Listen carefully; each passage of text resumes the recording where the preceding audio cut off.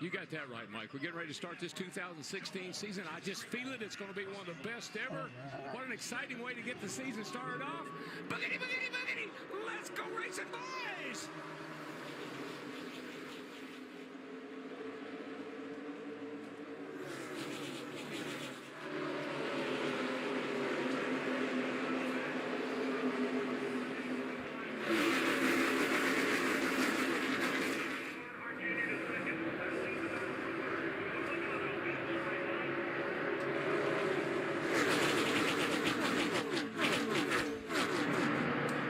With outside pole sitter Matt Kenseth having to drop to the rear, Chase Elliott had a choice to make. Did he choose the outside lane with Kyle Busch behind him, or choose the inside with his teammate and wingman Dale Earnhardt Jr.? That was the choice. That's the way they come around to complete lap one. Looked pretty obvious to me they had a plan, and boy, did that plan work out perfectly. It made good sense, though, to have your teammate behind you, not beside you. So that was a good move, and they came across the line just like they wanted to. I mean, Chase got a great start, but Junior got an even better start, pushing him right across the line and getting both those cars clear of the outside pole sitter Kyle Busch. I recall a rookie in 1993 who started on the pole and led the first lap. Yeah, I had to do it from the second row, but he had some great help there. Boy, I'm so excited about this race. This is amazing. This is going to be an incredible day of racing. Already 3 wide, 2 and 3 rows back. Now right behind the 2-liter single file. Kyle Busch on the outside, Toyota. Joey Logano inside in that yellow Ford. How do the 2 Chevys in front keep them at bay? Staying hooked up like they are right there. That's one way. But, Mike, this is kind of like the opening play of the Super Bowl. You know, you don't want to fumble the ball. Don't mess it up, boy. This is your chance. Make it count. Well, here's where it gets very interesting. Dale Earnhardt Jr. has been the one out front in all the racing that we've seen this week. He's in second right now, and he's protecting. He's protecting Chase Elliott up there, and this is a 500-mile race, so I totally understand that. But how long is he willing to stay in that second position? Because we all know the leader has such great control when they're out front. I think it probably, I think Junior's going to let him lead a couple of laps because he's a rookie, and it's good for him, and he's got a lot of confidence from his win yesterday. But that 88 car is going to shoot to the lead pretty quick. Further back, driver's a little impatient, like the number 4, that black and white Chevrolet of Kevin Harvick, trying to bust his way into the top 10. Incredible decision to make early in the race. Do you go 3 wide? Yeah, you want to get up further to the front.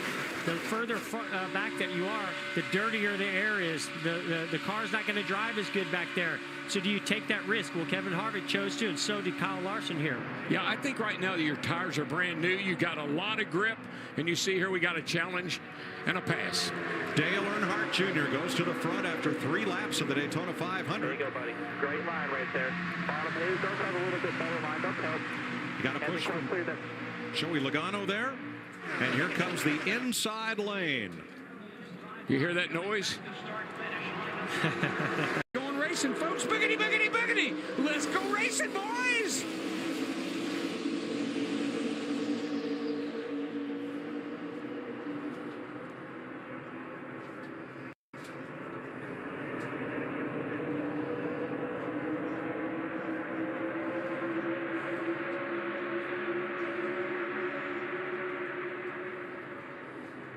Boy, big gap opened up by the 24, and the 3 was able to sneak in between him and the 88. But now here comes a big push from the 20 on the outside of Matt Kenseth. And the 3 is going to get caught in the middle. In the sucker hole already. I mean, that was just should have stayed with the 24. Well, that's just a rookie. I think that's a rookie mistake. I don't know if anybody's going to go with Matt Kenseth out there. They're thinking about it. I think the 3 should have just stayed where he was. I know it. He thought the 20 had a run on him, but he should have stayed where he was. 20 comes down to side draft off the 3. Matt Kenseth trying to make something happen in that yellow Toyota on the outside as Chase Elliott leads the first lap. You know what I love? We didn't even make a lap, and they were 3 wide. Half a lap. Just like Daytona, Chase Elliott on the pole leads lap 1. Yeah, I think he was really hoping, Larry, to get both of his teammates, Dale Earnhardt Jr. and Jimmy Johnson, lined up behind him so they could get in line and take off and control this race, but that's not exactly the way it went. No, the 3 and the 24 really jumped out there to a nice little lead, and that let the field get a run on them. And right now, I mean, the middle may come in later, but right now it's just not the place to be. And by that 3 jumping out there, it now opened up that opportunity for all 3 Hendrick teammates to be right there, 1, 2, and 3. So while it didn't start off as a good plan, it's worked out pretty good. Front 6 single file. Kane and Dillon side by side. Bain in the 6 helping Kane in the 5. And 3 wide further back. Mike, one thing to watch is the side draft.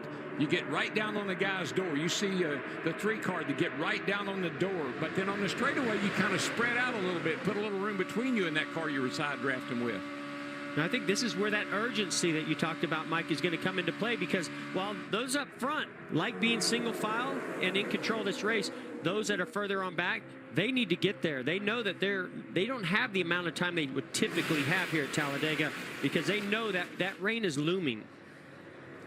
I talked about the side draft there real quickly. I think on the straightaway you want to separate yourself a little bit from the car that you're beside. But in a turn, Jeff, don't you want to get right down on that guy's door? Yeah, in the corners, if you can get on the right rear quarter panel of that car that you're next to and dump the air over to the rear spoiler and inside that fender well, you're going to pull that car back. That's what we call a side draft. But as you come off the corner, you want to widen out and create a gap to keep that momentum going for yourself and hopefully keep dragging that car back that's beside you. It's an art, and it takes practice, and I'm not real sure the 3-car did it just exactly right there on the start of that race. Ryan Blaney up 5 positions from his 17th starting spot. Chase Elliott leads Dale Earnhardt Jr. and Jimmy Johnson around Talladega. Matt? Mike, taking a page from Joe Gibbs Racing's game plan at Daytona, Dale Earnhardt Jr. told Jeff Gordon on the pace laps he wants to work more with his teammates during this event.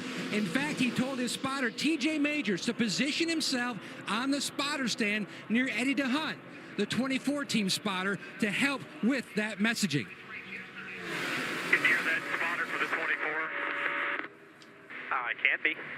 We're going to try to work together today. You might be important jumping foot.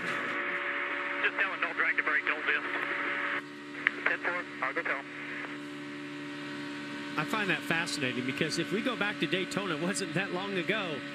On the opening laps, Dale Jr. was right in this exact same position behind Chase Elliott. They came through the tri-oval, and he made a big move, got a big surge of momentum from behind, and made that pass on Chase Elliott and took the lead. He wanted to be in control. They saw what JGR did at Daytona and how they dominated this race and won it. Jamie.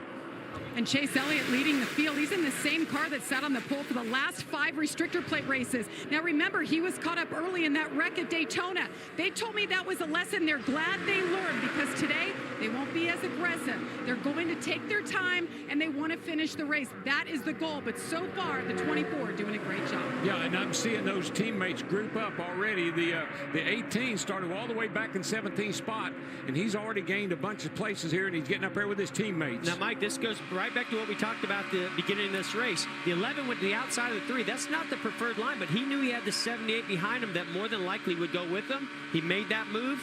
Now he gets to move back down in front of the 3 car and hopefully bring the 78 with him. Now that puts 3 Toyotas in line. One in front, He's 2 wide now, 78 is. Right behind the 3 Chevrolets. Matt Kenseth, Denny Hamlin, and Martin Truex, whose Furniture Row operation is a satellite team of Joe Gibbs Racing. Those Gibbs cars are already teaming up. Jeff, there's the 20, the 11, the 78. They're all getting together. You know, they don't qualify as well as we've seen the Hendrick cars or some of the other Chevrolets, but man, when they drop the green flag, these cars are so fast. Well, you can bring 2 kind of cars down. You can build a low drag car down here, and it'll go pretty big. Somebody forgot to tell Denny Hamlin about the Gibbs cars working together today. Well, it's early. Someone will remind him. And maybe I'm sure. not the first time for the 11. Now Jimmy Johnson has lost the draft from his teammates, Chase Elliott and Dale Earnhardt Jr. Don't leave your seat and you won't miss a lap of the Geico 500 on Fox. Thank you for dining with us. Hope to see you again soon. Thank you so much. Whoa. I got this. Just gotta reach the check. Almost there. I can't reach it. If you have alligator arms, you avoid picking up the check. What? It's what you do. I got this. Thanks, Dennis. If you want to save 15% or more on car insurance, you switch to Geico. It's what you do. Oh, that is good crispy duck.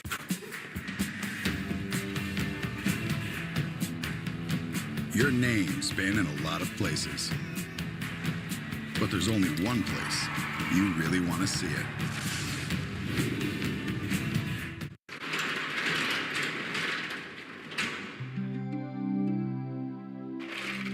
Can you feel it? The taste of Coca-Cola.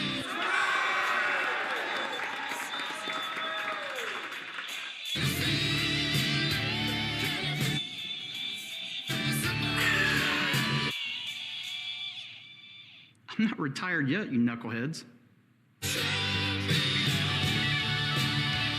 Thanks for coming today. How you doing? Well, today's going to be pretty easy. I want each of you to grab a 2x8 and cut it. You'll have 2 saws to choose from, a power saw or a hand saw.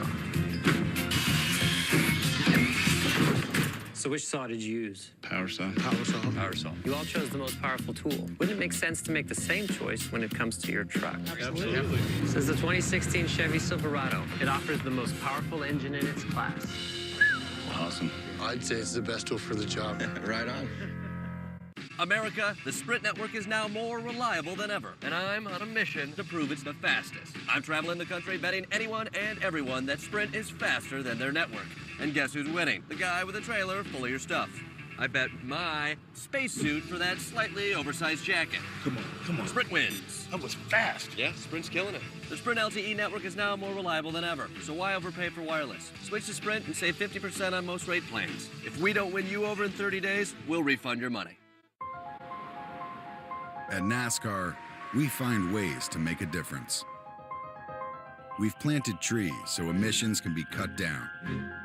We use Sunoco Green E15, a clean ethanol blend to fuel race cars. And our waste oil never goes to waste. When the sun comes up, we put it to work. NASCAR Green. Visit NASCAR.com/green to learn more and see how you can make a difference. 10 laps complete. White knuckle racing in the middle of this field. 3 wide from 8th place on back. Chase Elliott, the rookie, continues to lead.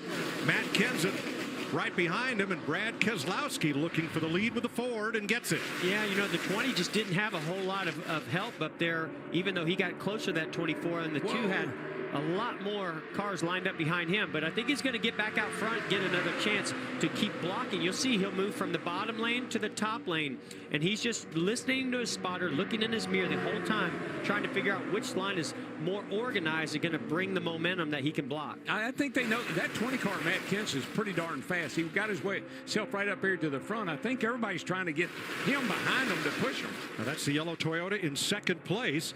Dale Earnhardt Jr. started 3rd. He is back to 13th on the outside.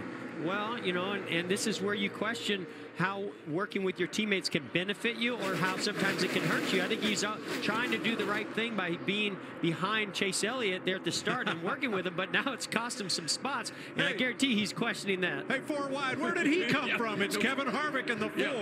That wasn't 4 tires I was holding up. No, it's 4 wide. Harvick all the way up from 27th at the start.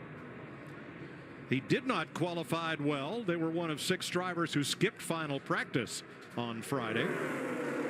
But that car's fast in race. Did you see that move right there? I did. The 20 went to go by the 24. Now he's going to get a run. And then 11 decided to try to go inside the 20.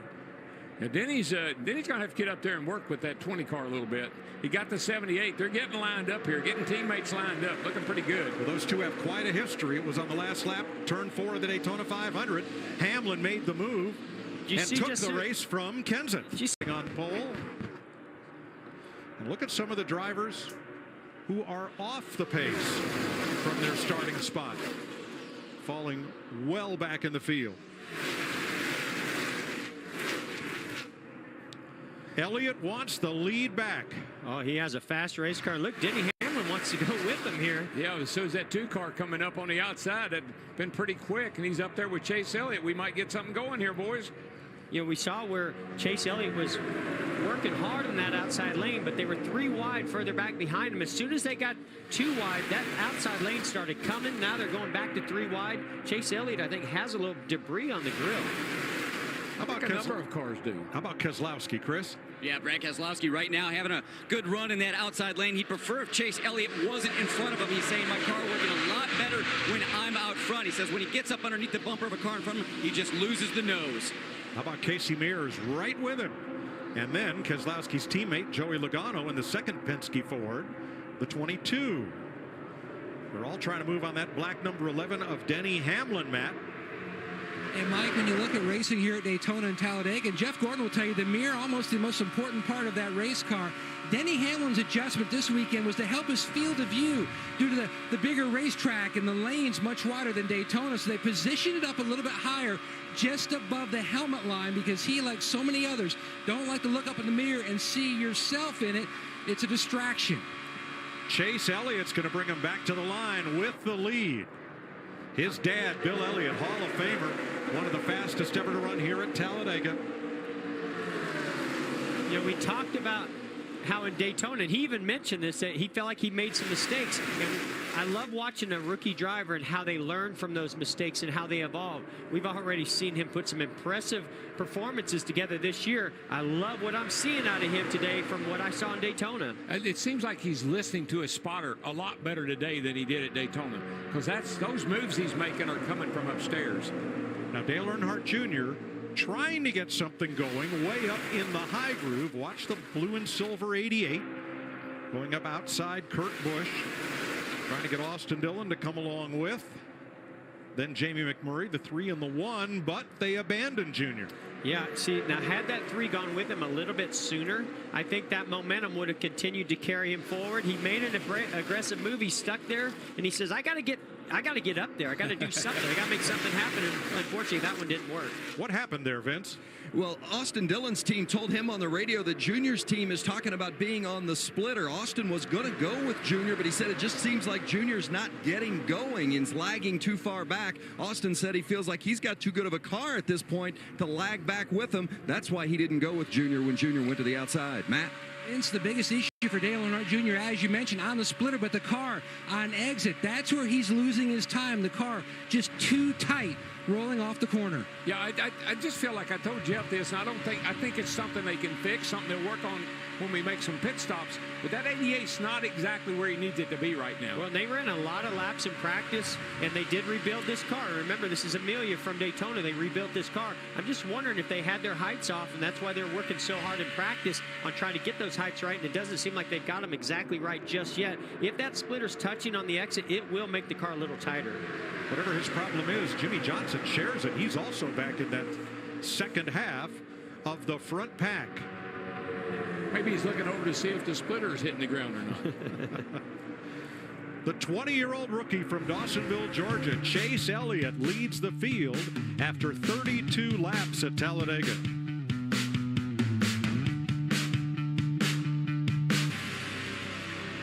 "36 green flag laps complete. Denny Hamlin, the Daytona 500 winner. If you're making your fantasy picks, you should have considered that Hamlin has finished top 10 in 7 of the last 9 restrictor plate races. For a limited time, switch to Sprint, save 50% on most Verizon, AT&T, or T-Mobile rates. Sprint, better for less.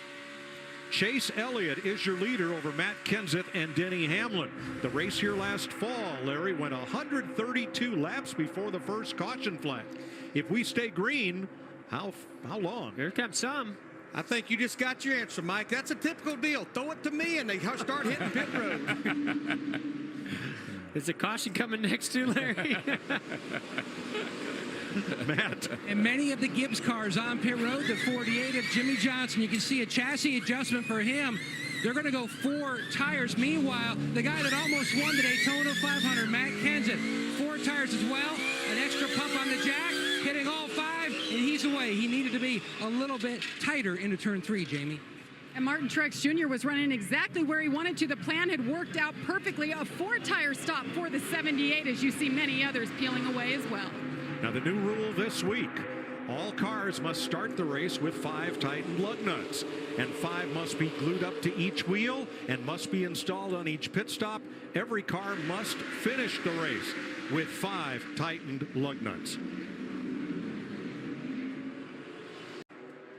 Get some interesting characters up here right now.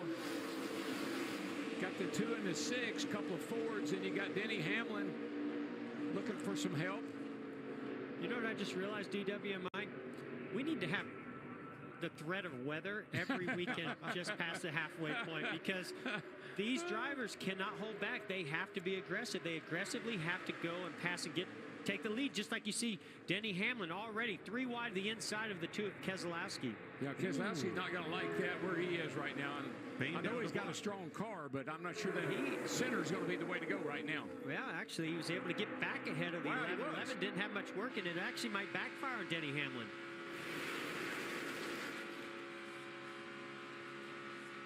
Looks like Chase Elliott's just, he was almost out in front of Kevin Harvick there.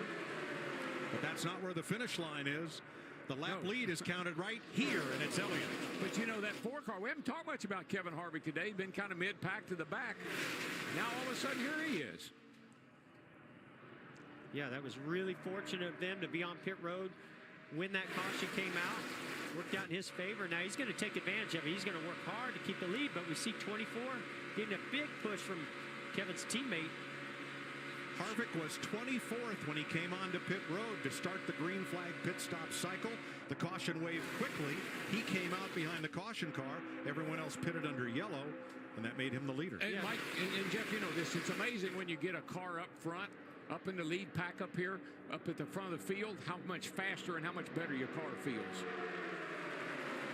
Yeah, it's like being on a road course. This track is so big. If you can hit pit road and get into your stall right as that caution comes out, nobody else has come in to get tires and fuel, you're in a perfect position. Look at Matt Kenseth. Wow. I mean, what a fast race car he has, making some really aggressive moves. That's another one that had one get away from him in Daytona that I think has a lot of motivation here. He's had a lot of them get away from him this year. He wants something good to happen today. And where Kenseth's yellow Toyota goes, Kyle Busch's Toyota follows. Right in his tire tracks. And there's his 78 right in there. They're trying to get grouped up. All right, Chris Buescher has been released from the care center. Here's Chris Neville. Yeah, Mike, our Xfinity Series champion. He's okay. Chris, obviously a wild ride there. What happened? Really have no clue. You know, not the way we wanted to finish Talladega. Honestly, our get a replay here. Yeah, so we got clipped. I'm tired of super speedway race. I can tell you that. If it wasn't for bad luck, we'd have no luck at these places. So it's a bummer. I hate for the guys. They worked hard to build a new car after the loss of Daytona, and now we lost another one. What was that ride like? Miserable. Really quiet when it lifts up. Yeah, that's the first time I've been on my roof in a stock car for sure. So it's a bummer. No fun. Ready to go home. Thanks, Chris. Good to see you okay. The scariest part is having to watch the replay. Because when it happens so fast that you really don't know what happened until you see the replay, and then reality kind of hits you. And the anxiousness of that quietness is that you know there's getting ready to be Austin Dillon has returned to the racetrack 1 lap down. Chris Buescher joins Michael Annett in the garage. Other damaged cars that have come back out include Matt DiBenedetto, Casey Mears, Casey Kane, and Dale Earnhardt Jr.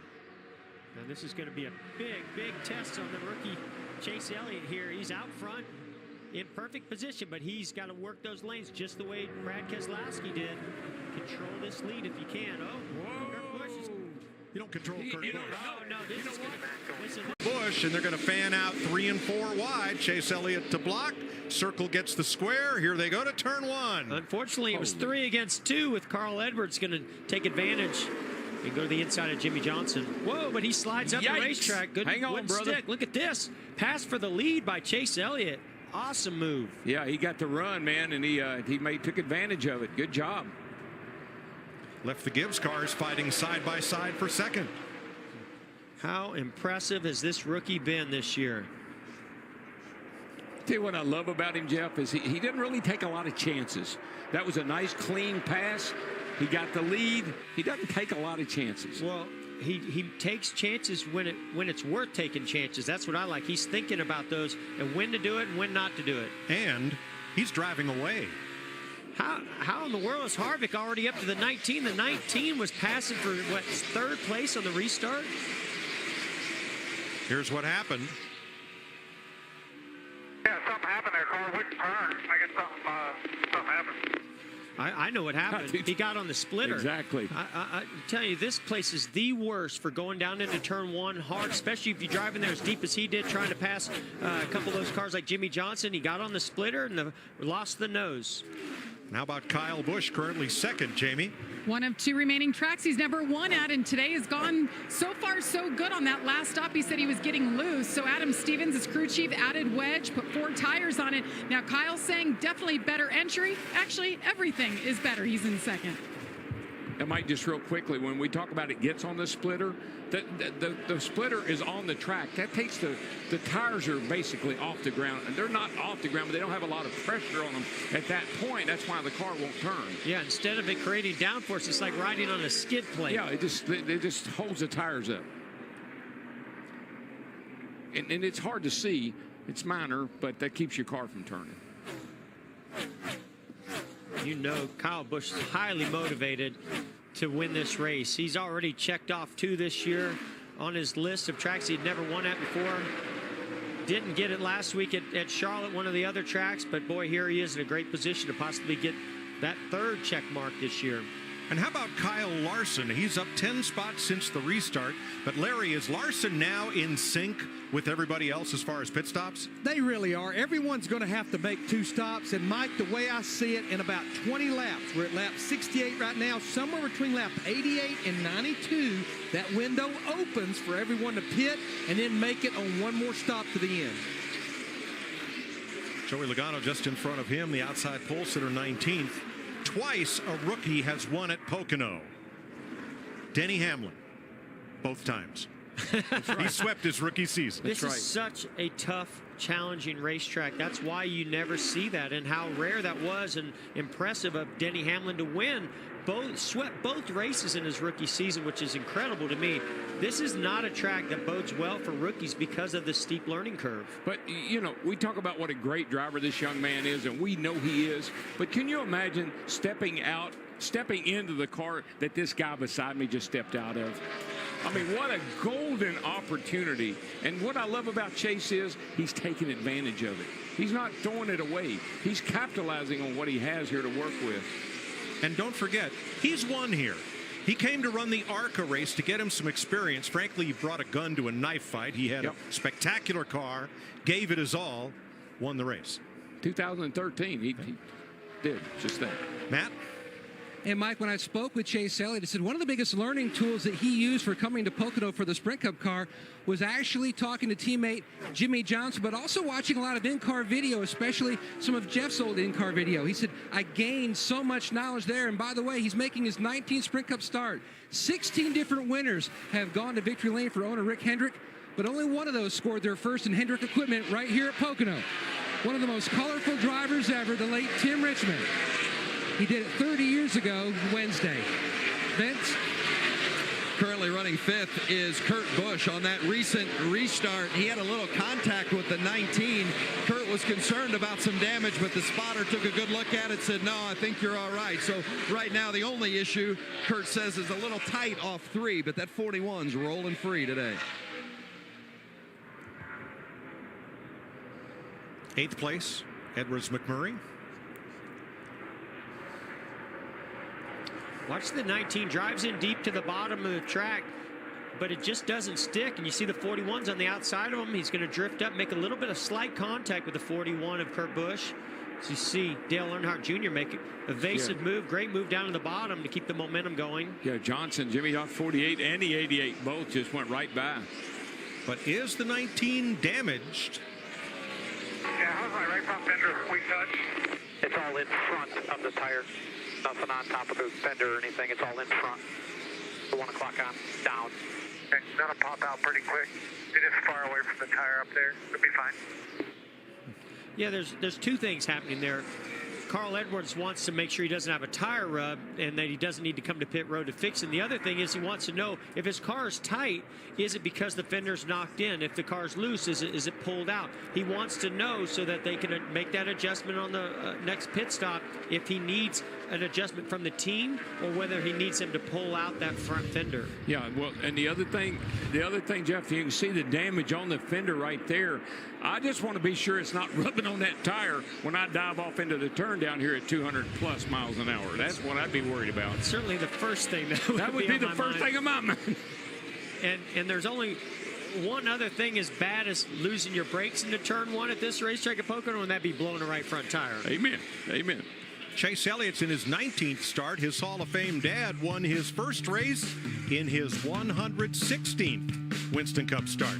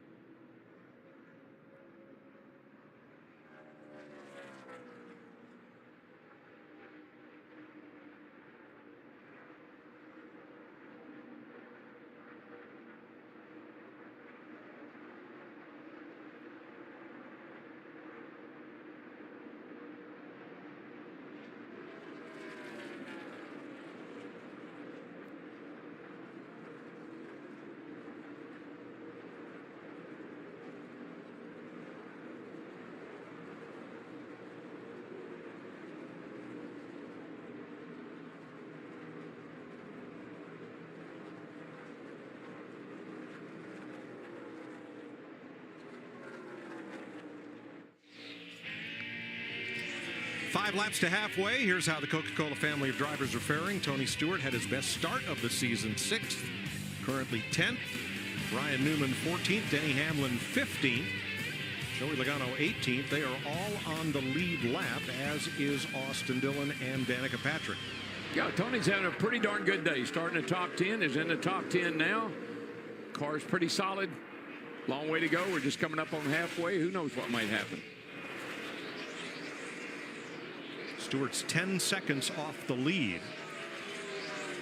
Kyle Busch made a lot of inroads into Chase Elliott's lead, knocked it down to half a second, but the last 2 laps, Chase has picked it up. Yeah, well, I think Kyle caught him, and then this is a pretty much a one-groove racetrack except for on those crazy restarts. And so when you catch somebody, it's really hard to find clean air to the outside or inside. And I think as Kyle caught him, he started getting into that wake. As well as the 24 car's really good in turn 3, which is a great place to be good. And he seemed, even though the 18 closes up on him, look at 2. Keselowski 3 wide. Whoa, watch out, it can get it loose down there. And it, yeah, really tough to pass, but that's why you want to take advantage of 2 cars running side by side. That's what Keselowski tried to do, but You also have to know who you're going up against, like Kyle Larson. He's not going to lift. He's going to run the high side. Oh, having him, Kyle Larson on the outside doesn't bother him a bit.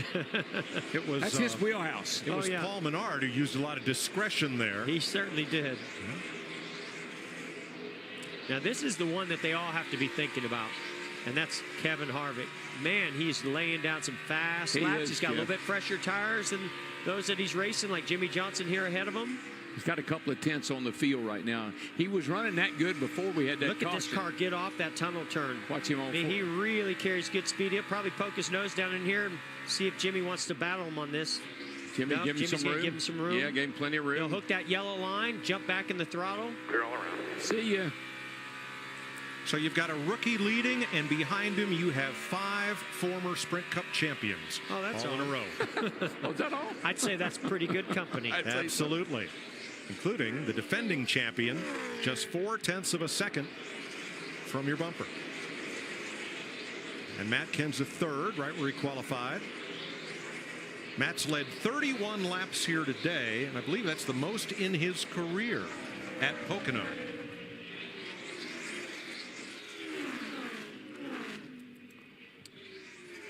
You know, Kyle is gaining a teeny bit. Here we see him closing that gap on the 24 car. I guess, Mike, it'd be fair to say that M&M's, this is a home track, a home race for them, right? They made over in New Jersey, not far from here. So Kyle really gains a little bit off of one, but really gains through that tunnel turn. And then you can see that gap opens up just a little bit as they come through turn 3. But you saw the 18 of Kyle Busch searching for some clean air. He went to the high line. He knows he's got to find a little something down in turn 3 because he has the car that can pass Chase Elliott on the rest of the racetrack. He got to within 1/4 of the second at the tunnel, and then it's back to 0.4. Now here's Ryan Blaney battling Jamie McMurray for 11th. And here's Blaney and crew. Yeah, but I'm not going to be able to pass anybody. I get runs on guys and they just pull away from me. Front man trying to get your runs on exit. Happen. Okay. You see what he's talking about. He was right on the back of Jamie McMurray coming off the corner, but when he pulled out, he just stalled.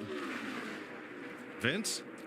Yeah, frustrating for sure for Ryan Blaney. Just way too tight, as you see, currently running 12th there behind McMurray. So Jeremy Bullins, the crew chief, said, we'll pit early to get you fixed up to try to keep you moving forward. Ryan Blaney tweeted a great picture this weekend at a driver introduction where his dad, Dave, introduced him at age 8 to Muhammad Ali. Oh, wow. Wonderful. That was great.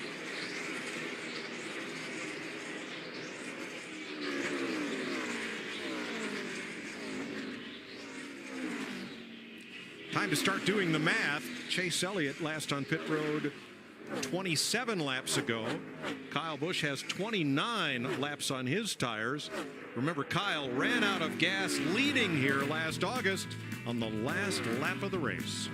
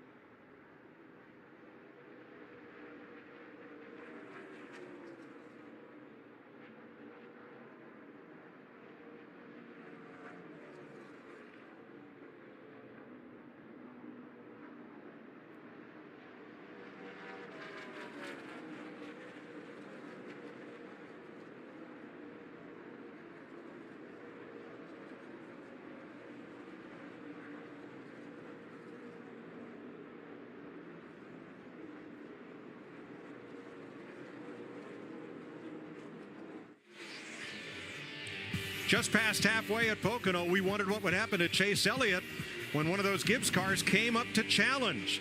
Kyle Busch got right to his door. Matt Kenseth looked in, and Elliott held them off, dropped to the bottom. They're going to try to make him the thread through the needle. That's not going to work because he goes up high. Leaves a lane open for Matt Kenseth, but then drives off the corner and drives away. It's time for our Fox NASCAR mid-race report as the Gibbs cars battle to get past. Jeff, I don't have to even ask who you're taking. No, you don't, Mike. Of course I'm going with Chase Elliott. I mean, he's fending off the best in the business out there. 8 drivers have gotten their very first Sprint Cup victory with Hendrick Motorsports. Look for Chase Elliott to fend them off and do what most of us think is impossible to do at this tricky triangle, but I think Chase Elliott might just get his first victory here today. Jeff, Kyle Busch loves to check boxes. One of the boxes he's not checked yet is a win at Pocono in the Sprint Cup Series. He would be down to only one track if he could win here today. That would be Charlotte. But now you're looking at the end of the race. 2 more trips to pit road should we stay green, DW. Hey, Larry, my guy ran second last week. My guy run second 47 times in his career. He's run second here at Pocono a couple of times. But today, number 4 will be number 1. And Matt Kenseth making his way to his pit box. Look for a crew member to grab some tape off the front of the grill. He said the brakes starting to get a little soft, heating up. Other than that, that 20 car looks good for his second straight Pocono win. I'm holding out hope for Tony Stewart. His 2009 win here was the first ever for Stewart Haas. It was Tony's second win at Pocono. He's had his best qualifying run of the season on pit road right now under green. Can Smoke get it done? Jimmy Johnson fires off from his pit box. Pit road's a busy place at lap 86, just past halfway.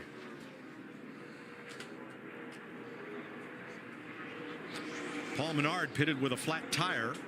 He had a flat left side tire. He was 20th before pitting, and here comes the leader, Chase Elliott. Matt? Nice, easy lap cars to take the green with 69 to go.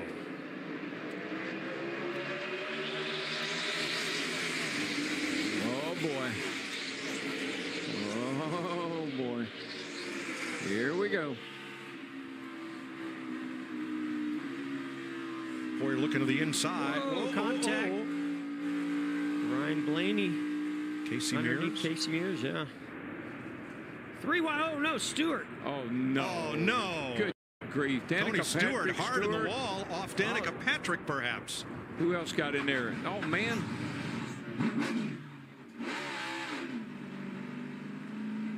These restarts. I mean, you got to say. Castle and Stewart in the garage. Patrick continues with damage. Chase Elliott trying to hold off Matt Kenseth, and look at all the hungry hounds behind them. Tell you, Chase Elliott hits those Look at restarts. Logano. Perfect. From the outside lane to the inside lane. I didn't think there was enough room to even do that. There isn't. We've seen that before from him. That There's not enough elevator room. move, You just make top room. to bottom. Yeah, you just make some room. I'm coming through. Thank you. And he's a great restarter because of that. tell As you well that, as this 41, Kurt Busch, another great restarter as well. That 24 is impressing me. His restarts have been right on. I mean, he gets a great jump on the start here and takes advantage of it. You can see that Leedy gets here coming to into the third turn. To follow that up, DW, I really like his second gear. Whatever gear he's using to take off on these restarts, it's really giving him a nice launch, and then he can start controlling the restart on the lanes. Looking behind him as Dale Jr. gets loose off of turn 3, almost gets the back end of the wall. Yeah, a little tail happy there off 3. He knows he's got Kyle Busch behind him. I got to hold him off. He's coming. Got Kyle Busch and Carl Edwards right behind the 88 in 7th and 8th. Boy, you could see right there the 18 slide up the racetrack. The 88 of Dale Jr. really got down on the yellow line to block that line, and the air just came right off the 18 and got him loose. And now the 19 of Carl Edwards going by him. Yeah, we've seen that 18 do that a couple of times. Whoa, where's Newman going? Anywhere he wants. Whoa. Holy smoly. Watch out, here comes Harvick too. He's going to lose, what, 3 spots in that one move? 18 is just not getting up to speed here on this go. That's when there's just blood in the water. When you see somebody get out of shape, everybody starts attacking. Well, we're at 100 laps. We got 60 laps to go. It's time. If you got it, look at this, the 2 as well. Yeah, there's something up with the 18. He's just not going anywhere right now. He's got a problem. Kozlowski fighting for 10th. Stenhouse trying to come with him. A couple car lengths back. Try to get down right here in front of Stenhouse. And does. Just, yes. They may have the pressures real low on the 18 car for this restart. There's something to just not exactly to his liking at this point, obviously. And DW, I also think that they like to start the cars a little freer because they typically build tighter as the run goes on, as well as being in traffic. You want to be a little bit freer so that you can get the car turned underneath others. Look at Harvick get this big run, playing with the throttle. Uh-oh, Ryan Blaney. Casey Kane's going to get him here. Yeah, Blaney got up that a little wide on turn 3 there, and Kane opened the door for him to go right by. Blaney was working really hard on the rear bumper. Ricky Stenhouse Jr. Whoa, Larson a little squirrely right there. Ryan. Close. Ooh, maybe barely makes contact. Does a great job just staying right on his rear bumper, pushes him, and then gets to the inside. Larson says, I see how that does. I see how you do that now. Let me return that favor. 13th through 15th. Now, somewhere along the way, he got back ahead of Larson.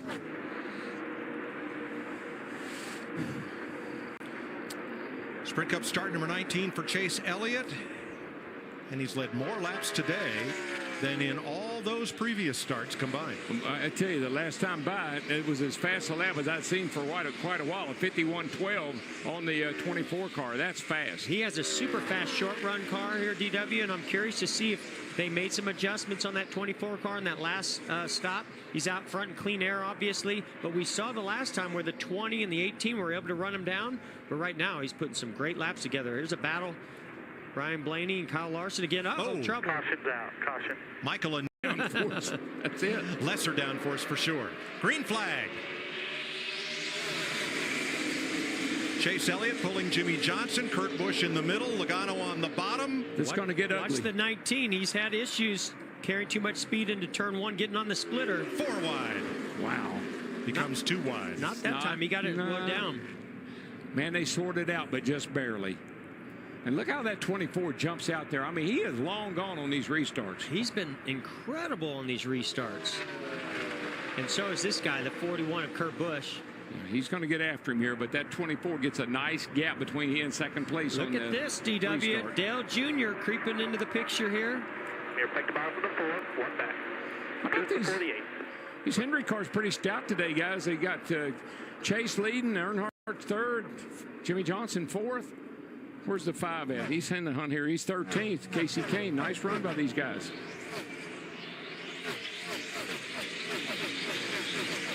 Newman and Larson peel out from the crowd. Larson goes way down to the basement and back up. That is amazing that you can get that done. Boy, Newman got a little loose there. Well, look at the 5 going 3 wide. Oh, contact, Newman. bam. Oh, no. He got into Kyle. And Kyle heavy. Busch got into the wall. Yep. That's caution.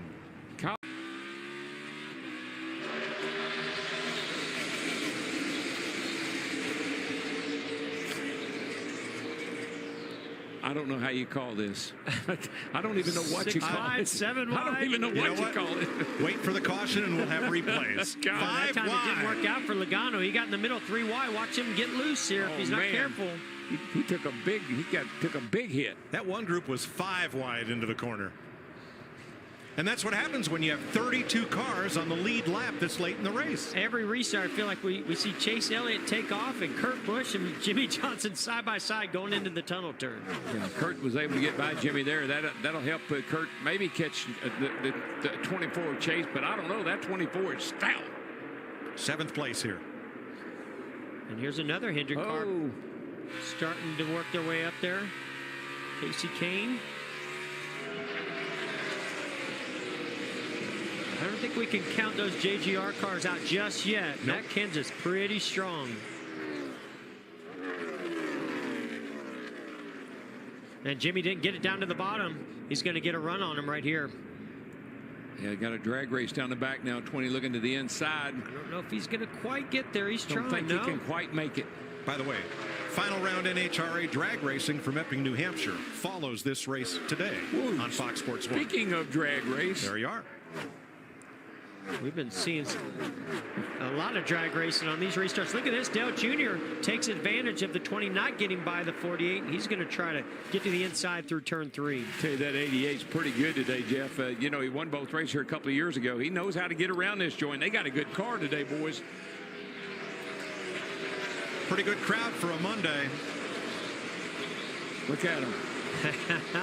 Go, Junior, go. Got the race sponsor Exalta on the car. Can't miss him, that's for sure. And he's got a fast race car to the track he's won at before. Now put down your tweeters. We are not cheerleading. We're just enjoying this. No, I don't know. Good grief, we're watching a race. We're race fans. Danica Patrick back on track.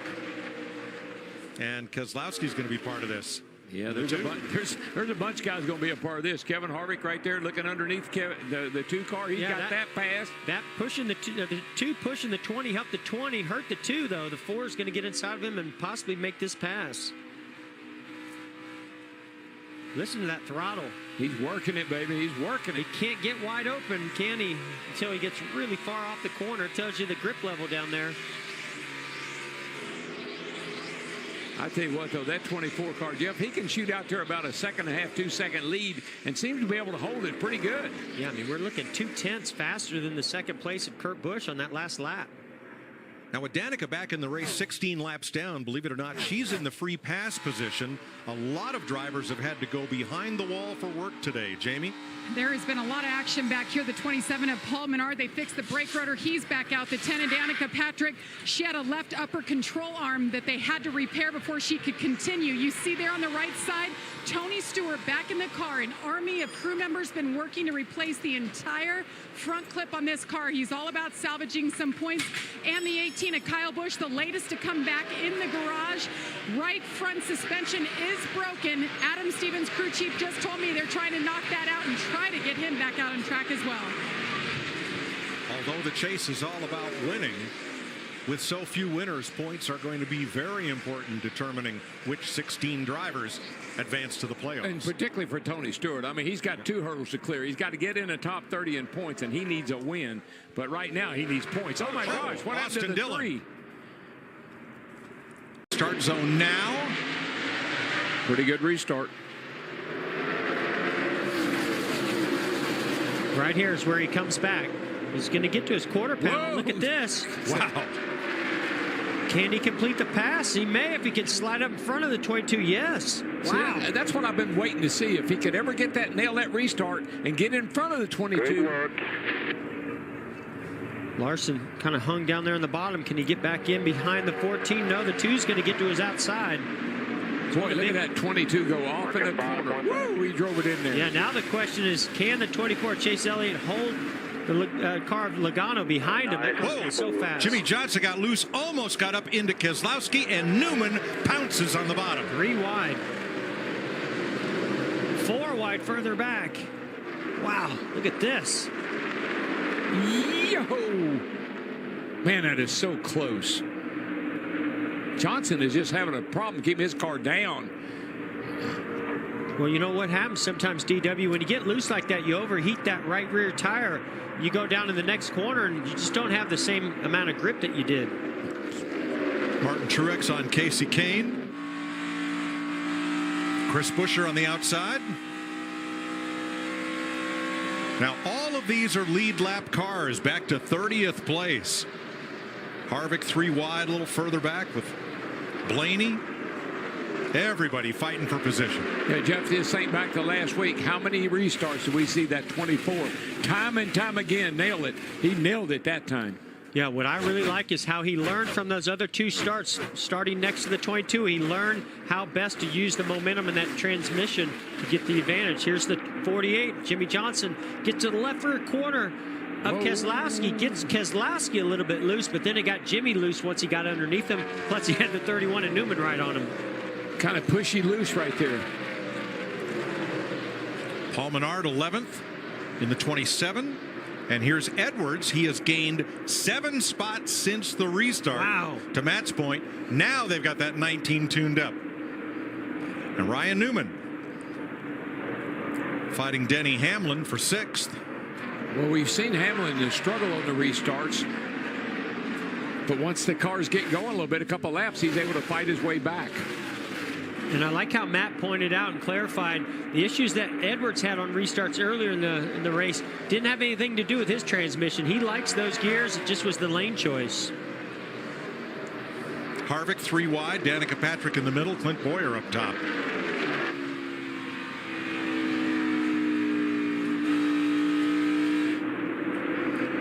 And here's Johnson passing Newman for 7th.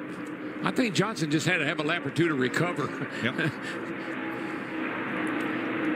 And Carl is in the picture.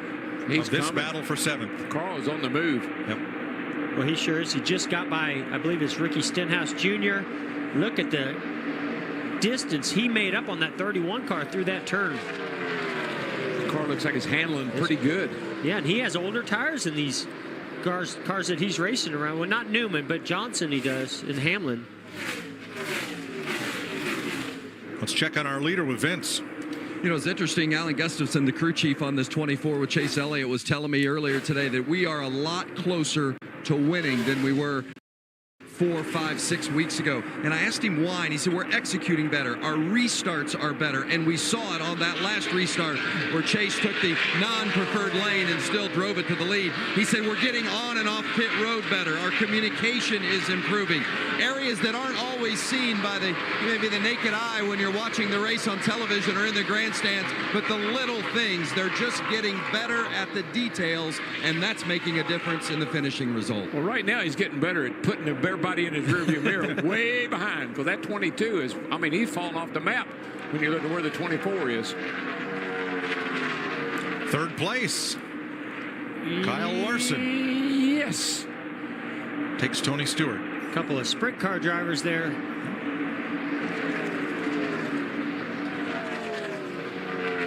Edwards catches Newman. Wow, look at this move by Truex going 3 wide.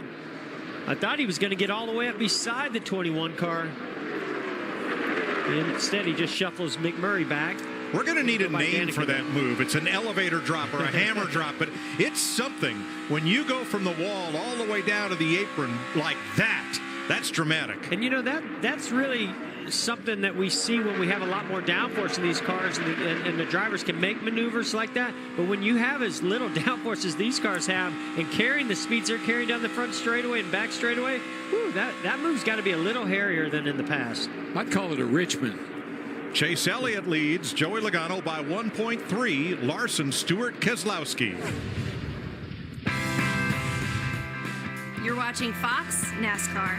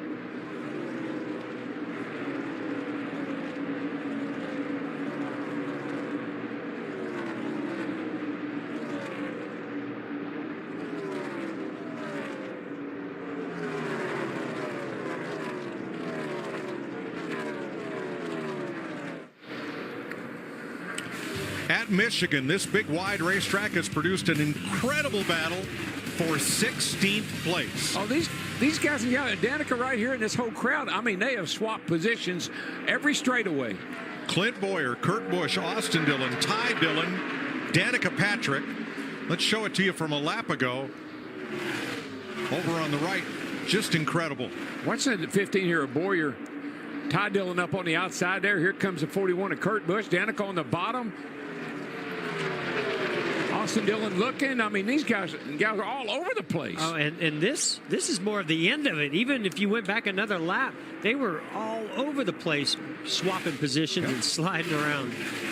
Now in the pre-race, you folks talked about the future of NASCAR. The future's now. The average age of the drivers in positions 1, 2, and 3, 23 years old. The average age, positions 4, 5, and 6, 39 years old. Yeah, we talked about it in pre-race about young drivers under 30 who have not won yet this year.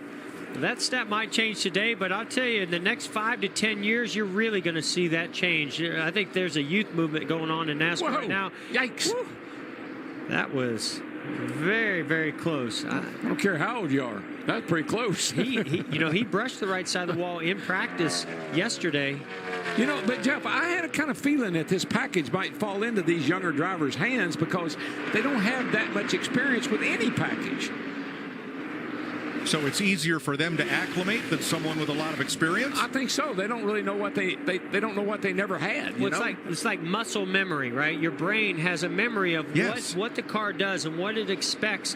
Where your hands should be on the steering wheel, how much brake or how much throttle you need to run, how much speed through the corner. So it's hard for you to take yourself out of that memory bank. And that's definitely the advantage these young rookies have. I mean, how many times you said as you got older in your career, well, he's not going to do that. Oh, he's not going to tolerate it. Well, he won't put up with that.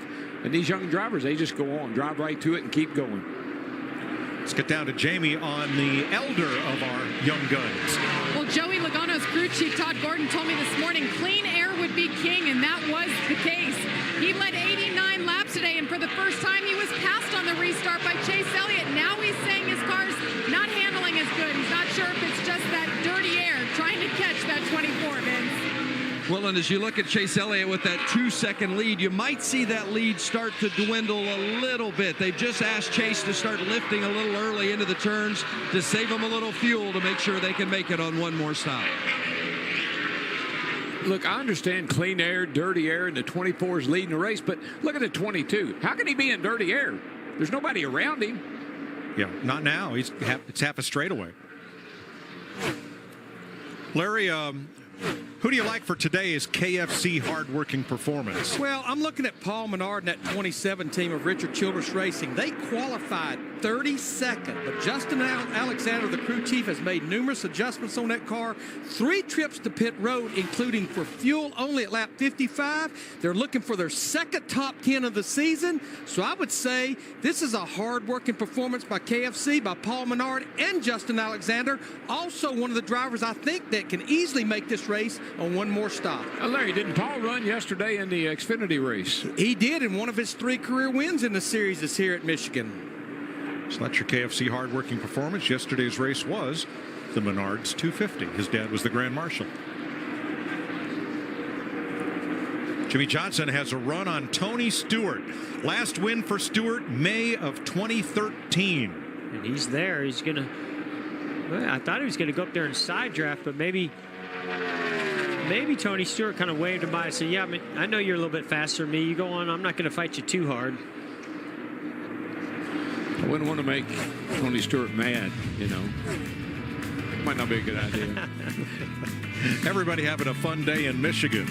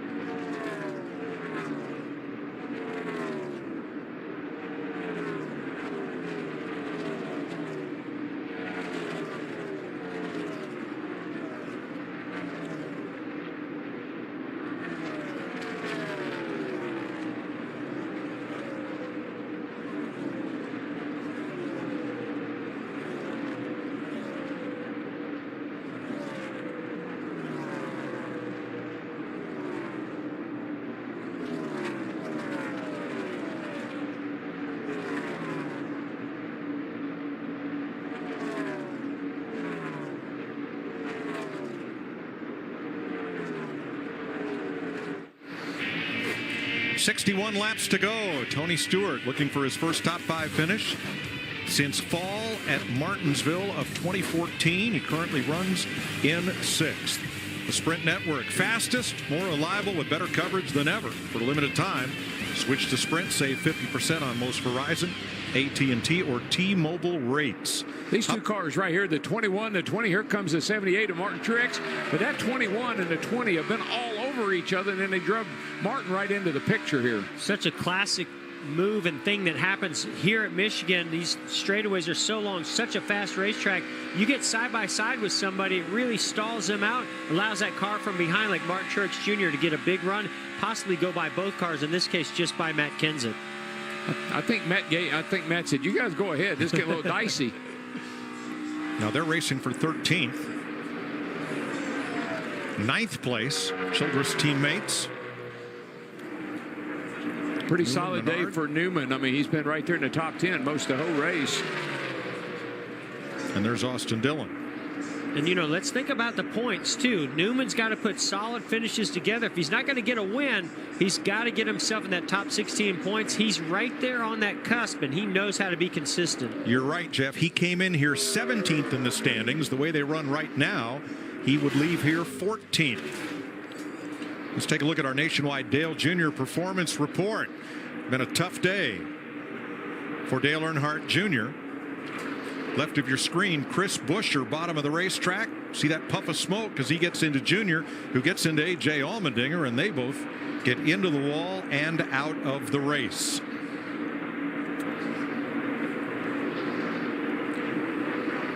First Junior thought it wasn't that bad, but by the time he parked it in the garage, the right front was off the ground. Been a tough few weeks for the driver number 88. Yeah, I think Greg Ives was hoping it wasn't that bad. Dale Jr. said, I'm going to the garage.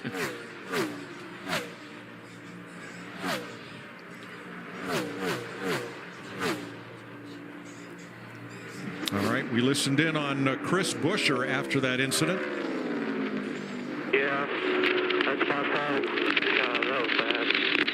That's fine. That's fine. I mean, you just lost the nose, it looked like. Was it the 88 you clipped? Yeah. Yeah, that's bad. I feel for him, man. I feel for him because, you know, any driver out there, but especially a young rookie, the last person they want to make contact with is Dale Earnhardt Jr., the most popular driver out there. Chris Buescher has been able to continue on the lead lap. He's currently 24th. Chase Elliott leads. It's really bad. Lane to block. Chase Elliott looking to the inside for the lead. Denny Hamlin up high. Chase Elliott's going to take the lead away from Denny Hamlin. That bottom groove working. Chase Elliott clears him and leads at Bristol. You see Carl Edwards behind him trying to follow him. Got so loose, missed the bottom. Chase Elliott did. Now Denny Hamlin's making a run back on him. Elliott goes up a little bit too high. Can't hook that left side. And now it's Denny Hamlin back to the front.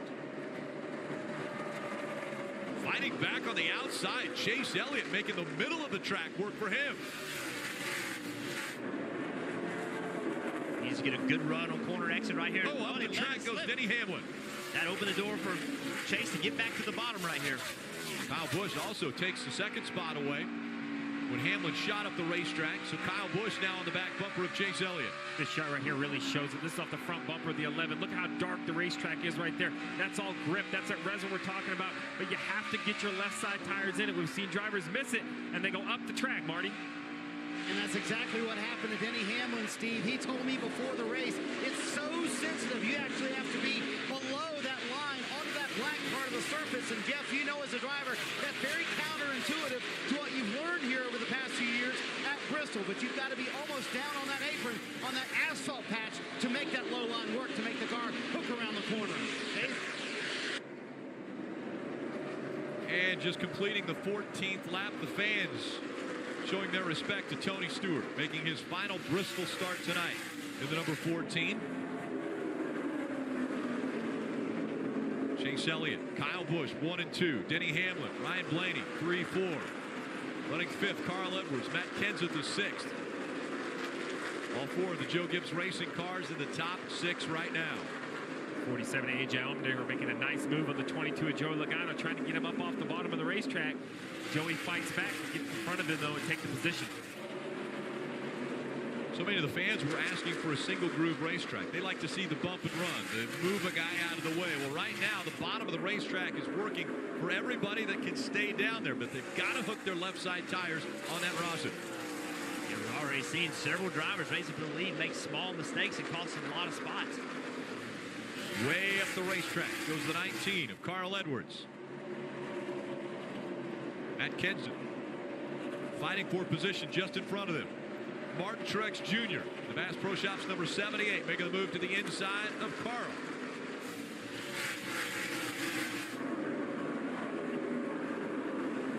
He's looking for the grip up there that he's familiar with as he just went back down to the low side, Rick. I talked to Carl right before the green flag. I said, are you going to take the inside line to start? He goes, yeah, I think it'll be grippy. But if it's not, I'm going to have to start searching around. And you can see he's seen that his competition runs well down there, but he had to find his car in the top group.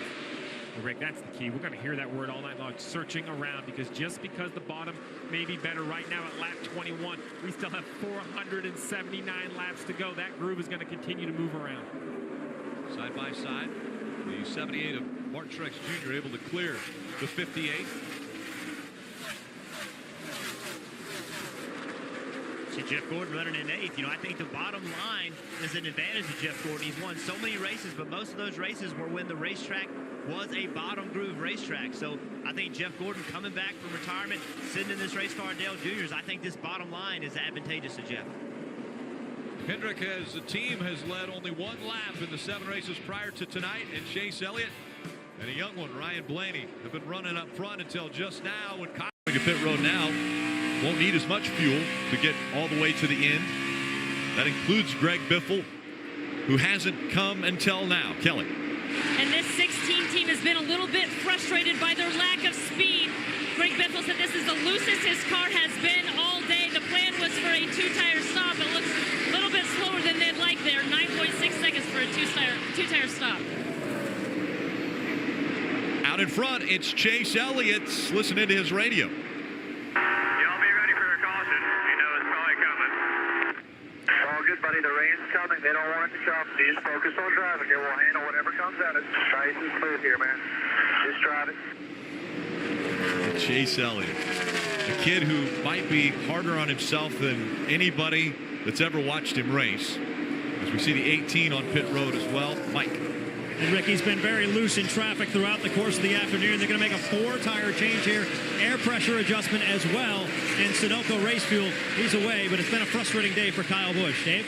Mike, a 4-tire change for the 78 of Martin Truex Jr. He said, we either have a motor problem or a lot of drag. And Cole Purd reminded him, yeah, it's a lot of drag. That left rear still isn't right, and it's killing the speed on the 78. Almost a parachute as you see the left rear, that quarter panel flopping outside, and that was because of a pit stop error that they had earlier. Chase Elliott goes by. You see the speeds entering turn 1. He was over 211 miles an hour. That's 171 laps into this 200-lap race. Back to the 42, who's running second, 2.7 seconds back, 29 laps to go. Does Kyle Larson have enough time to catch up? to the 24. And it all happened on the pit stop. This is side by side. The green flag pit stop on the left. Kyle Larson, you see slow on the right front tire. The 24, a very efficient right side. They both go to the lefts. It seems like both left sides were smooth, but the damage was done on the right front of the 42. Had a small lead on the 24 and lost it right here, leaving pit road. And then, as you mentioned, Jeff, you put the 4 and Brad Keselowski on 2 tires between them. That small gap turned into 2.8 seconds that Kyle Larson is trying to run down race leader Chase Elliott.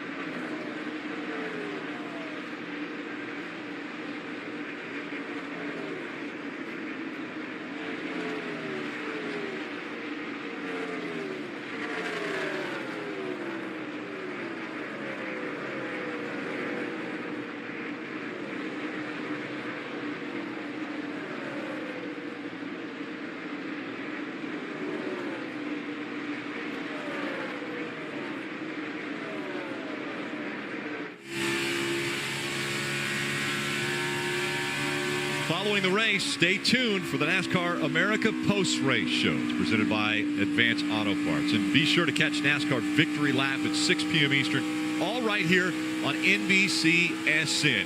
Chase Elliott, Kyle Larson, 2 drivers out front, running 1 and 2 that have never won in the Sprint Cup Series.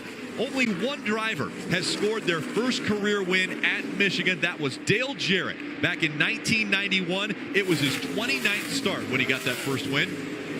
Chase Elliott's 29th start today. Dave Burns. I knew there'd be some numbers that would work out for Chase. He's hoping it's the final few laps in position number 1. Remember, his crew just got him there, telling them before he pitted, I need you guys to bail me out here. They got him the 1 position he needed, and that car has been stout ever since. Remember, he entered the series with so much promise, but it was the 24. Who could replace Jeff Gordon? Chase Elliott has been solid. He has learned. He has a great team behind him. Today could be that security win that locks him into the chase. Marty? Dave, we saw the replay of the pit stop for Kyle Larson and his team, and what's been happening all day long, that right front tire, when they go to pull it off, it's been sticking on that 42 car all day long. So they asked Kyle to turn the wheel a little bit more to the left, and just for a second, the front tire changer went back to hit the lug nuts a second time because he thought they couldn't get the tire out because he had missed a lug nut, but he in fact had gotten all 5 lug nuts off of the car. It was just that the tire was stuck in the wheel well. That split second cost Kyle Larson the lead, but now he's gotten his way up to second. He's a little faster than the 24. Can he catch him in these final 20 laps? 21 laps to go. This race is going to boil down to this right here, lap traffic. can the 24 get through traffic as quick as he needs to, and can Kyle Larson get through that traffic? So these guys, especially, you're watching right here, you see the gap is closed.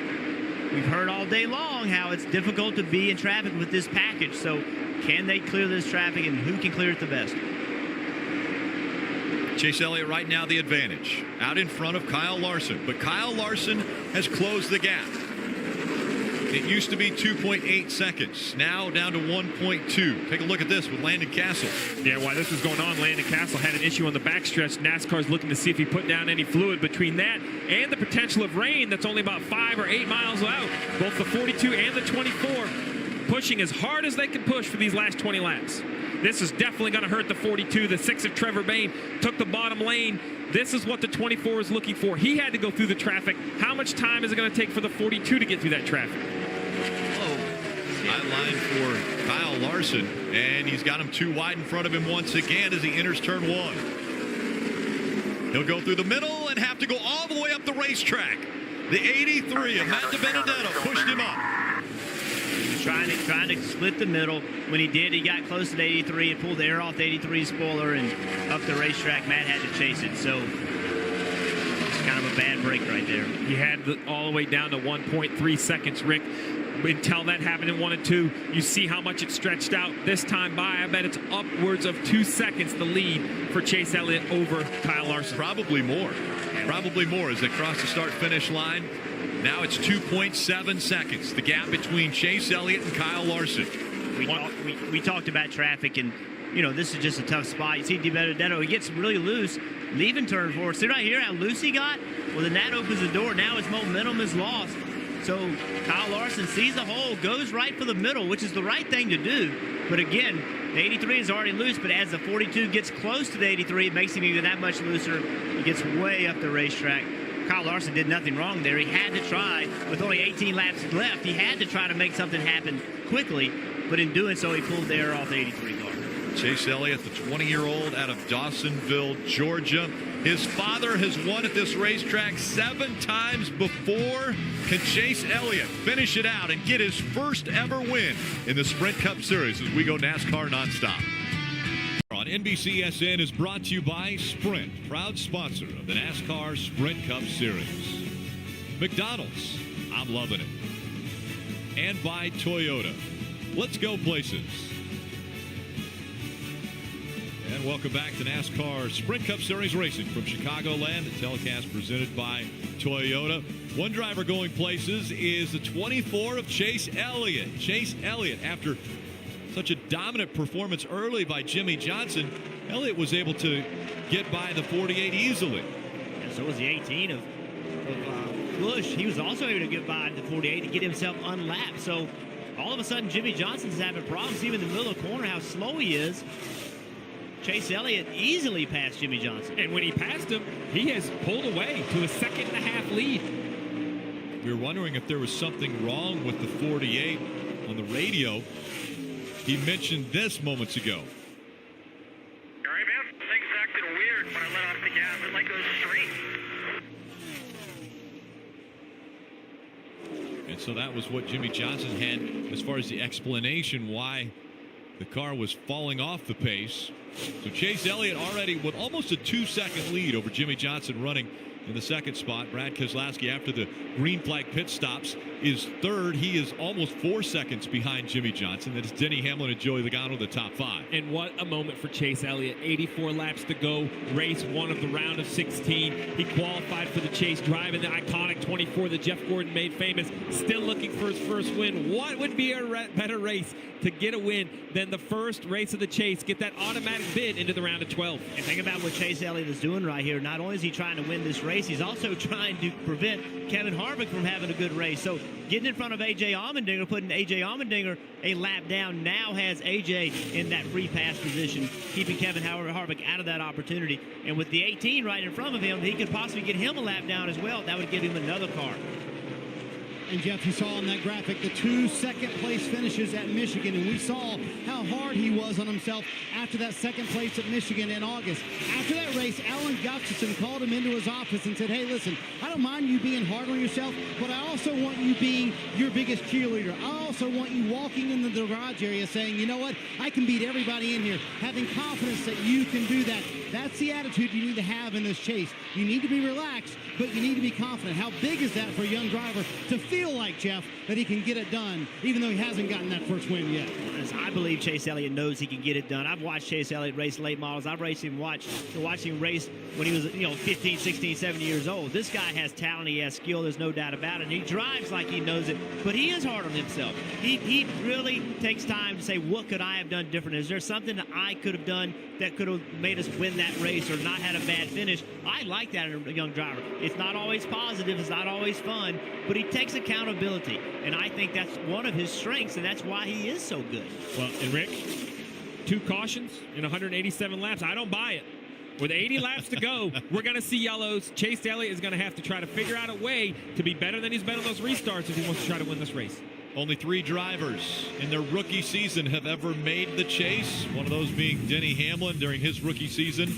The other being Chris Buescher and, of course, Chase Elliott.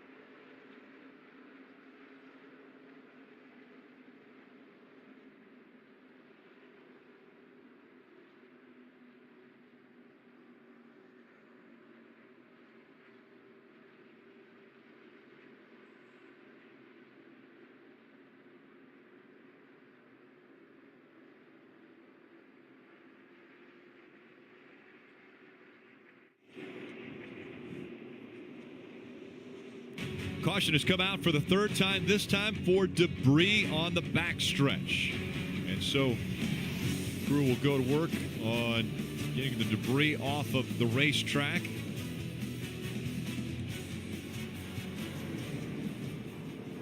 Aerial coverage provided by our partners at Smithfield Foods. Still out front, Chase Elliott. The first car scored a lap down was Tony Stewart, and that being because the 24 just had gone by the 14, and so the free pass will go to Tony Stewart. Pit road is open. Last time they were on pit road, about 20 laps to go. So the 24 already looking to head the hard left onto pit road, and he's got quite a few followers. Kelly. We heard Jimmy Johnson say earlier that his car was acting weird. Well, he just had a full description for Chad Knaus, but to sum it up, he said this car is evil to drive. So they're going to bring him to pit road, make some adjustments. They'll also, you see the wrench going in there, they'll make a chassis adjustment. It's also going to be 4 Goodyear tires and Sunoco fuel, Mike. Denny Hamlin had asked his crew chief, Mike Wheeler, earlier to remind him about his pit road speeds. He's had several infractions this year. He's been very careful today. 4-tire change and a wedge adjustment to free him up. Marty? Brad Kozlowski told Paul Wolf, I like our long run speed, but the car right now just way too line sensitive. Chase Elliott already gone from pit road. 12-second stop for that bunch. He said we're really good out front, but in traffic we're a little too tight. Great stops for the 24, 48, and 11. Denny Hamlin making up a spot coming off pit road.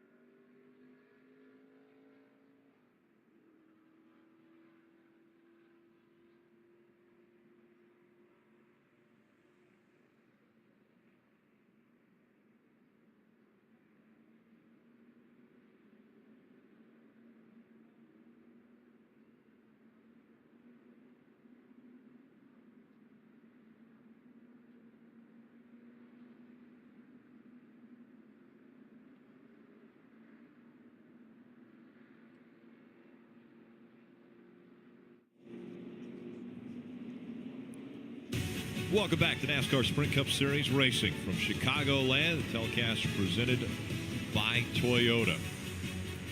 We want to take a look at the Toyota driver update.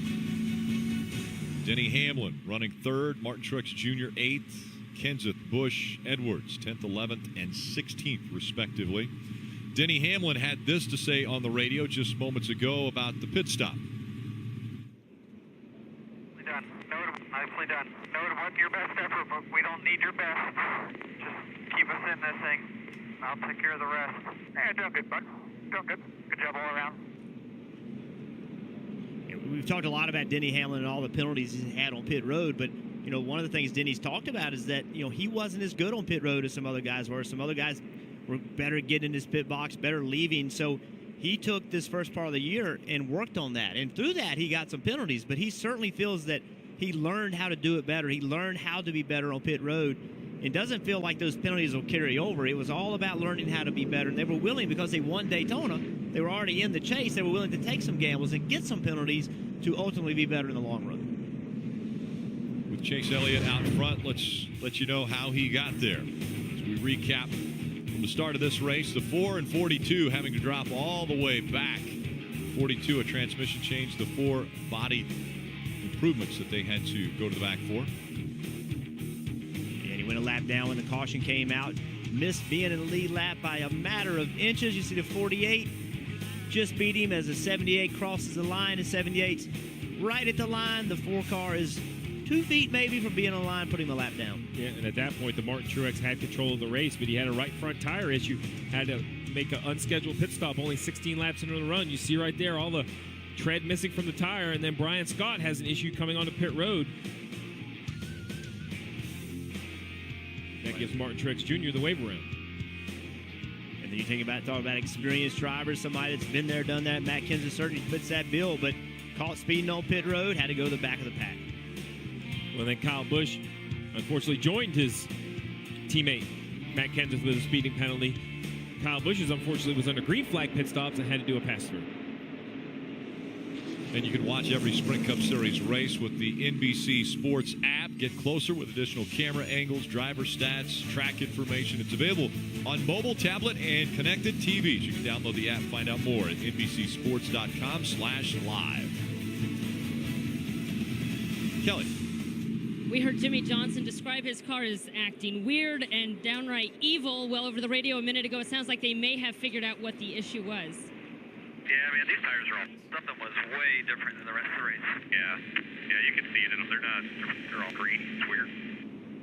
So saying the tires looked weird when they came off. We'll see what this fresh set of Goodyears does for the 48. And NASCAR's going to add a lap. They were 2 by 2 getting ready to come to the restart, but they're going to go around again. Yeah, and interesting, too. You know, the leader, Chase Elliott, he took the outside. We saw earlier that when Jimmy Johnson was on the inside of him, Chase was not able to get around on the outside. So even though he did that, Chase Elliott did pick the outside. You mentioned, Steve, that Chase's problem has been restarts. He's lost several races on restarts. So with sticker tires, new tires, he needs to nail this restart. This won't be the last one, probably. He needs to learn how to do it right now and be able to apply it as this race comes to an end. How about the Hendrick Motorsports graphic here? Already today, 139 laps led. The last 12 races combined, they only led 122 laps. So definitely a turnaround, at least in this first race of the chase, for the 2 chase drivers in Jimmy Johnson and Chase Elliott. Well, and you look, we have the top 7 as chasers, Kenseth in 9th, and then another group of chasers from 11th back to 15th. Stewart got back on the lead lap, but Kevin Harvick, we ride along here with Kevin Harvick. He has battled all day trying to get that lap back. Currently sits in the position to get the free pass. He just hasn't had that timely yellow. He's probably run more laps in this position than any car today, but can't seem to be there when the caution comes out. If he's fortunate enough to get his lap back, the 4 still shows some of that speed. He might be able to get back up in there and still be a contender. And you heard him accelerating. You hear him on the throttle. What he's doing is he's spinning rear tires. He's getting heat in those rear tires so that when he gets to the restart zone, those tires make traction and he can get a restart. You don't just drive in the restart zone without preparing it, without working, and that's what Kevin Harvick's doing. Kevin Harvick, a veteran, and Chase Elliott has been so hard on himself, as far as especially after Michigan, thinking he was going to win that race, but on the restart, he was bettered by Kyle Larson. Now in a position to where he can take on a 6-time champion. Back into the restart zone. Green flag back in the air.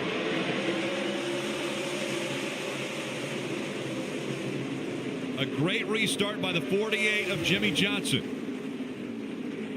Can Chase Elliott utilize the momentum on the high side and clear him? Coming out of turn 2, he does.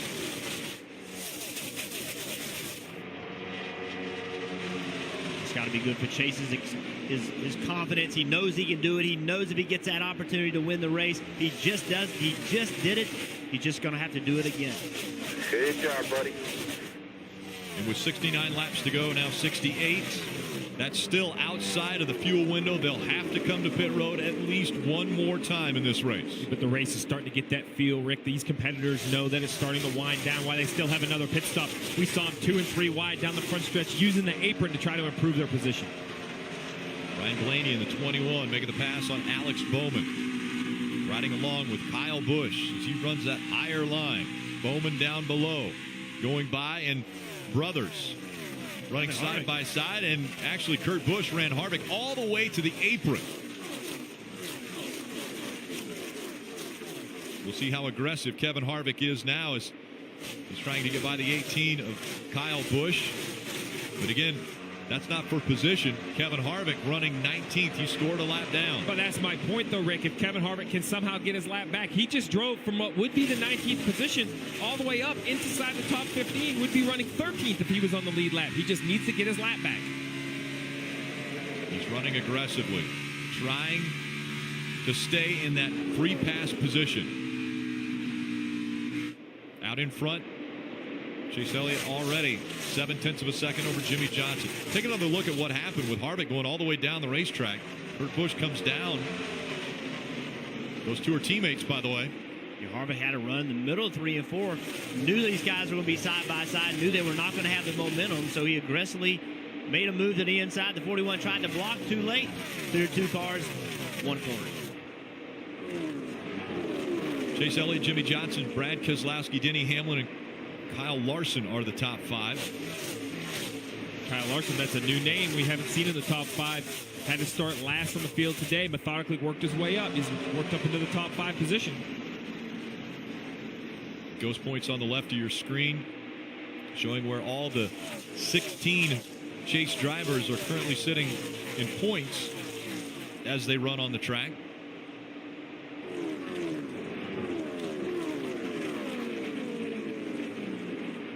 The 4 of Kevin Harvick running the high line now. Trying to make that work again. Trying to stay in the free pass position. Needs a caution. Caution has to come out for Kevin Harvick to get back on the lead lap. Unless he wants to, at some point in time, take a wave around, if that even presents itself. Well, it presented itself this caution. They chose not to take it, as they've done several times.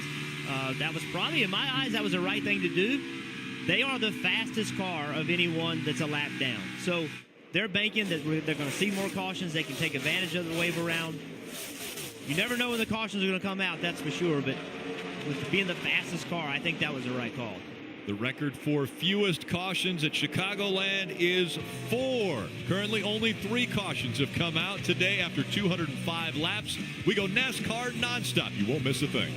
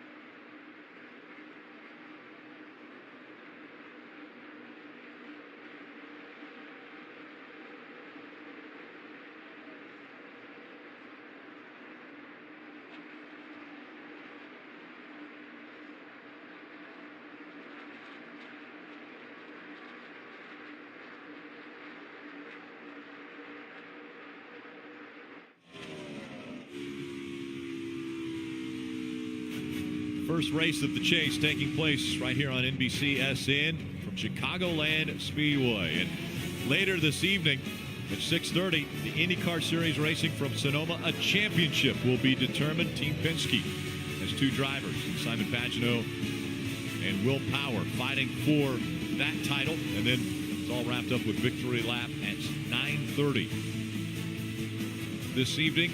Joey Logano currently running 5th. Team Penske has been strong. They've run pretty consistently in the top 5 all day long.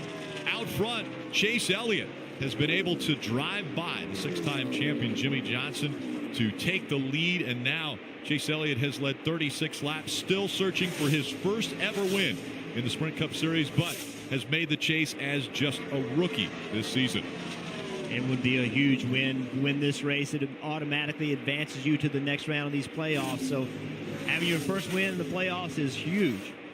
At the beginning of the race, green flag pit stops were taking place when a caution came out, and that put the 4 of Kevin Harvick, ended up putting him a lap down. He has fought all race long to try to get that lap back, but still in the free pass position, running 19th, 1 lap down. Well, it hasn't been just Kevin Harvick that had to recover. The 78 of Martin Truex Jr. had to pit early. Here you see Kevin Harvick currently in that free pass position, but he's been there, it seems like, the entire race. Hasn't got that timely caution to help him. The 78 of Martin Truex Jr., on the other hand, though, he did get that timely caution, got his lap back, and has driven all the way to the 5th position and continually runs the fastest laps on the racetrack. It'll be interesting to see if he can run down those front 3 or 4 drivers and make, a push for the win. Surprisingly, Hendrick Motorsports hasn't won a race in 21 races. The record for them in a season is 22, which happened back in 1994, and they're still trying to break that record. We would have thought it would have been Jimmy Johnson that would have taken them out of that winless column, but now it's Chase Elliott who's out in front of this field that potentially could get that first win. And maybe even in Dawsonville, Georgia, at the pool room, the siren might sound again for another Elliott, Bill Elliott, who had 44 wins, and every time he would win, they would ring the siren. At the pool room in Dawsonville, Georgia, Chase Elliott, 52 laps away from potentially his first win in the Sprint Cup Series. Want to listen into Joey Logano's radio. 97, 75 in front, 82 are back. Ran the bottom with you when you started to come off the line. He's able to keep it down there another 5-car lengths, but no gain. That was spotter coverage presented by Liberty Mutual Insurance, helping drivers worry less.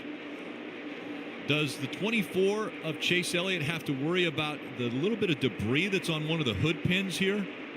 Yeah, I saw that a little while ago. That's been there. It's been there for a long time. I don't think it's anything other than annoying. As a driver, you're seeing that. See how it's in the windshield? Yeah, right in his windshield. Yeah, just not paying attention to it, just ignoring it. It's more an annoyance than anything. Steve, with ADD, would you have any way could you avoid looking at that streamer that's right in front of you? Well, I think 200 miles an hour would keep me pretty well focused. And that's what makes these race car drivers so special, is that these are long races, and the amount of focus, the level of focus they have to carry for all of these green flag runs. We've only had 3 cautions at 217 laps, so we've had long green flag runs, and they have to keep their focus and try to put together the best laps as we see a battle for the 9th position between Jamie McMurray and Matt Kenseth. And the rookie Ryan Blaney says, no way, I want to get into this battle. He's run well all day, just outside the top 10. Looks like he's going to try to take the 10th position from Matt Kenseth.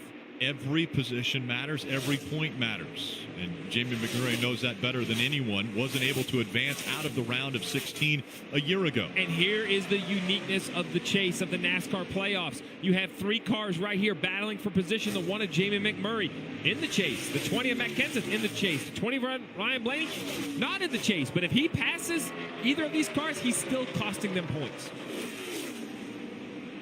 Great battles all around the track as we continue to watch the 20 try to get by the 21 or the 1 now of Jamie McMurray. You'll see it all as we go NASCAR nonstop.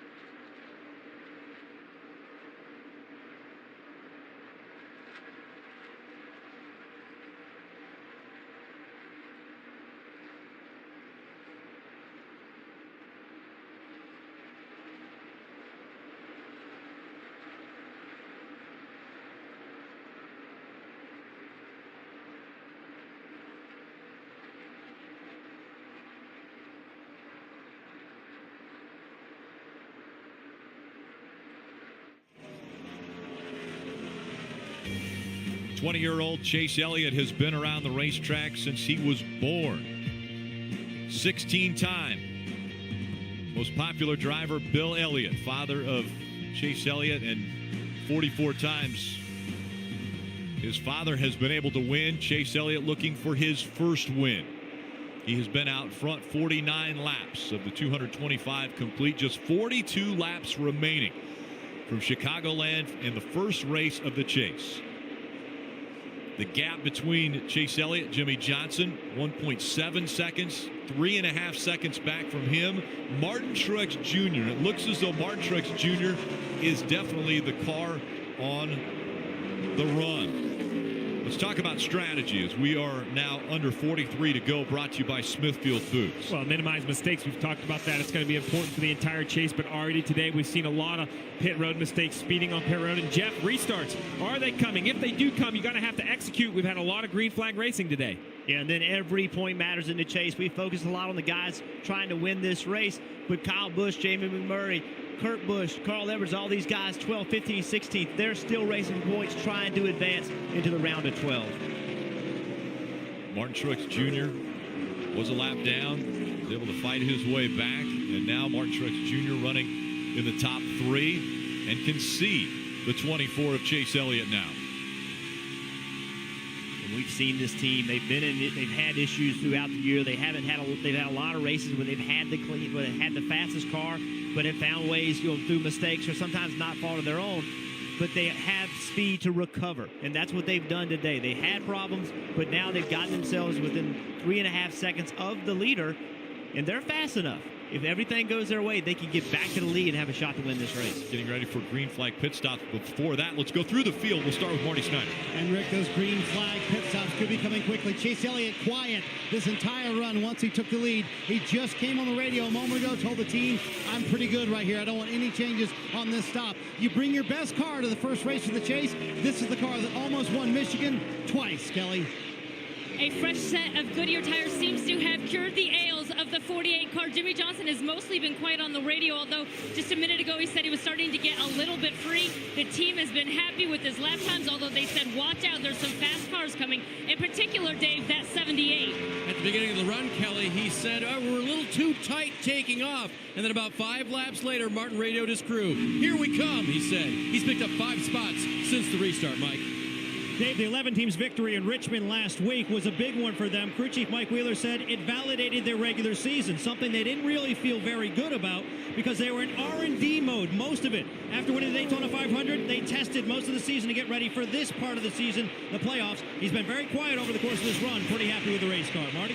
Mike, Team Penske was so focused on Chicagoland and not worried about what happened last week at Richmond that they canceled this week's competition meeting. The team told me, I don't think we've done that in years, but we wanted to focus this week on starting the chase. Brad Keselowski struggling with the same thing he struggled all day long, too tight right there in turns 3 and 4. For his teammate Joey Logano, he is too loose, the opposite of him. He said in 1 and 2, that's where it's worse, but they have fixed the center of the corner for that 22 car. That's helped them out tremendously. Behind him, Kyle Larson, who's fallen back a little bit in the last couple of laps. He said the car just too tight. He said especially in 3 and 4, I can't run the bottom, which is what I want to run. Too tight down there, Rick.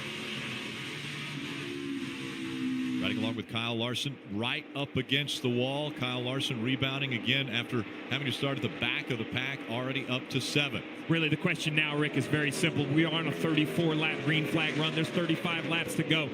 What we've talked about it, risk versus reward. If you're the 48 of Jimmy Johnson, do you pit early and try to gain time on Chase Elliott? That's how that team won Atlanta. But if the caution comes out, you've thrown away very important points. What's better, a good run or trying to get the guaranteed berth in the round of 12 by winning here in Chicago? 34 laps to go, and a battle for second continues between the 48 and the 78 as we go NASCAR nonstop.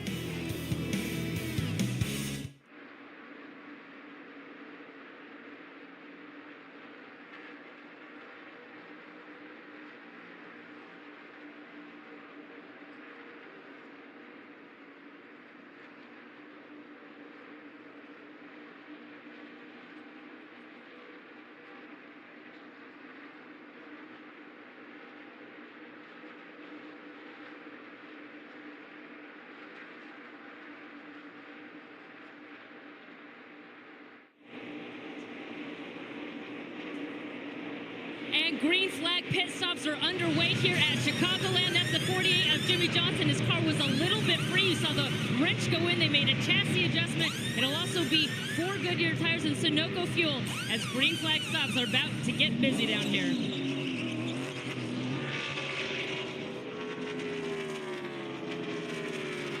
And Tony Stewart on pit road now. The car's been tight throughout the course of the afternoon. They've tried and tried to adjust it, but just have not gotten the car freed up enough for Tony Stewart's liking. Once again, a chassis adjustment on the wedge adjustment on the right side, a 4-tire change as well. Marty? They were planning to leave Chase Elliott out a little bit longer, but Alan Gustafson making the call to bring him down pit road right now, sort of negating that advantage that the 48 might have had by pitting early. For the 4th time today, it'll be 4 Goodyear tires and no changes to the chassis for Chase Elliott. Pretty happy with it out front, 12-9 on the stop. So really, this is what it's all about right here. Alan Gustafson making the call. We saw the 48 on pit road a lap ago. The 24 pits 1 lap labor, and it's going to all for naught because Jimmy Johnson too fast on pit road for the 6-time champion. And if they blend out, the 24 is going to get out in front of the 48. So that would have been for the race lead. And you're just hearing the frustration, Marty. Kyle Larson on pit road, a little frustrated with his car as well. So they're just sliding the nose in the middle of the corner. Round and a half of wedge in the right side, trying to free it up 4 fresh Goodyear tires for that 42, who made the run from 40th into the top 5, Mike. Denny Hamlin coming down pit road. He did not like the last adjustment that his crew chief Mike Wheeler made, which is a wedge adjustment and air pressure. They'll go back on that a little bit here. 4-tire change as well for Hamlin. He was pretty happy with the balance of the race car. The only thing he said was that it was a little bit tight off. Air pressure only on that stop, Marty. Mike Kozowski told his crew chief Paul Wolf, I just feel like we've lost something here at the end of the run. That's been their advantage all day long. Leaving pit road with an air pressure adjustment. Car just too tight, sliding the nose in 3 and 4 especially. Joey Logano coming down pit road. They have had a very solid day, coming off of 5 straight top 10s, their longest streak of the season. And this is the time of the year when you want to be consistent. Right now for Logano, car too loose in and loose off. They have fixed the middle of the corner for that 22 car. They're doing a wedge adjustment, also an air pressure adjustment, trying to tighten up that 22 car. That's what they've been struggling with all afternoon long. 11-6 on the stop. Great stop, and now the battle is going to be between the 24 and the 78. When all of the pit stops cycle through, there's a few that are staying out there, hoping that a caution may come out and trap all of the drivers that had gone onto pit road for these early pit stops. They're hoping that they could trap them a lap down and they would have to use the wave around. What a huge mistake by Jimmy Johnson, speeding on pit road. We talked about it, not being able to execute in this last, in this year. Basically, they haven't had fast cars, and when they did have them, they haven't been able to execute. Another example, it just doesn't feel like they're on their game this year. It was interesting watching the 78 pitting, Jeff. He wanted to pit at the same time that Jimmy Johnson did, but he was actually passing him. Well, there's 3 wide right there, and so he couldn't do it. But when he pitted the next lap, it was a very smooth stop on and off pit road. Interesting also is that earlier in the day, he had a little trouble getting the car out of gear when he came to pit road, and the car skid to a stop just in time before he went over the line. No such problem this time, and now it's up to Truex to go track down Chase Elliott. The gap between the 78 and the 24, 2 seconds separate the top 2.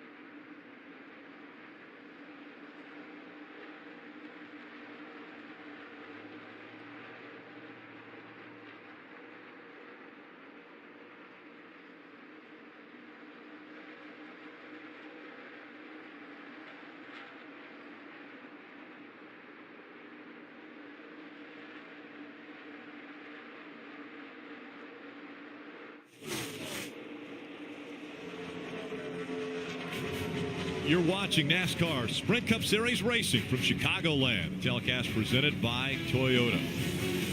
And following the race, stay tuned for NASCAR America post-race show presented by Advance Auto Parts. Then Team Penske running for the IndyCar Championship. And be sure to catch Victory Lap at 9:30 p.m. on NBCSN to wrap up the entire day's activities. And there's going to be a lot to talk about between who could possibly win this race and who has lost points. We have Jimmy Johnson, Tony Stewart a lap down, giving up points, and perhaps Chase Elliott getting his first ever win with 21 to go, trying to hold off the 78 of Martin Truex Jr. We will tell you that Alex Bowman has stayed on the racetrack, so he is still scored as the race leader, but has to come to pit road. So he is just hoping that a caution would come out that would put all of these cars that are behind him at least a lap down. There's quite a few. Only right now 11 cars on the lead lap. But that includes Chase Elliott, Martin Truex Jr. Those two are running second and third right now. And remember that car, that he's not in a chase. He has nothing to lose. He has no risk versus reward. Take a gamble. Yeah, I'm sorry. Take a gamble. Try to make something happen. Good call. Try to make a win. Right. Absolutely. And it just, these two cars are fighting traffic. Chase Elliott's doing a nice job working through traffic. Their gap seems to come and go with who got traffic clean. Last lap, Chase Elliott had a nice clean run through traffic. Martin Truex Jr. did not. He lost about 0.2 of a second to the race, or not the race leader, but the second place. It's so important. You have to put your car where it's the fastest, and if you catch a slower car and he's running your line, if you go around him on the outside, then you're way slow. So where you catch those cars, the timing of that's so important. Chase Elliott taking over for the retired Jeff Gordon in the 24, the famous 24 that Jeff Gordon won championships in so many races. And now looking for his first ever win in the Sprint Cup Series, and could it happen in the first race of the chase that he makes as a rookie? Big story for Chase Elliott. So tough on himself as far as the last time he was in position to get a win at Michigan. It was a restart. And he said it was my fault. I didn't get that win. I did it wrong. As Alex Bowman has come to pit road now. Dave. Greg Ice finally called his driver to pit road, knowing that they had to get fuel in this car to make it to the end. A slight wedge. It has been a loose race car all day, but a good job by Alex Bowman. He's been in the top 10 all afternoon long. And with that, Chase Elliott out in front. Has a 1.4 second lead. That's 0.6 better than when we went away about 6 laps ago. There is the gap. 300 feet. Separating 1 and 2. Martin Truex Jr., one of the fastest cars all day long. And now Chase Elliott will try to hold him off. Alex Bowman blending back out onto the racetrack. We got the 4 Kevin Harvick. He's out there playing the same strategy that Alex Bowman did. He's trying to catch that caution. He's in 8th spot right now, but just a few laps, he's going to have to pit. Kevin Harvick stayed out. He was last on pit road on lap 193. So 58 laps. We mentioned the fuel window right around 57 to 60, and Harvick will have to pit now. 16 laps to go.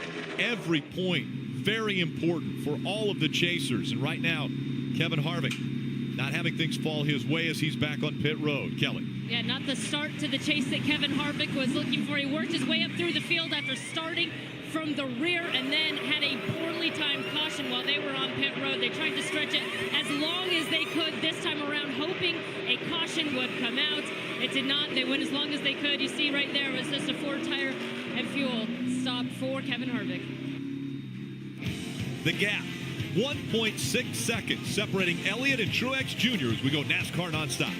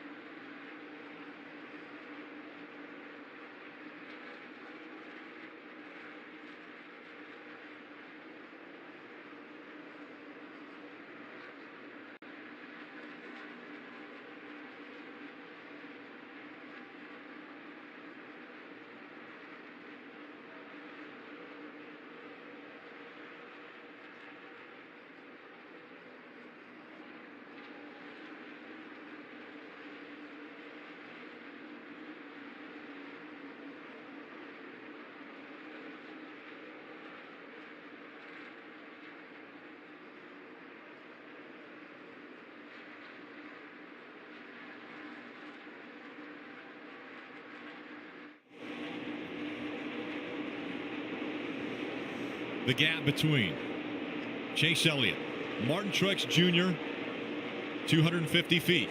He's made up 50 feet on the racetrack. Does he have enough time, though? 11 laps to go.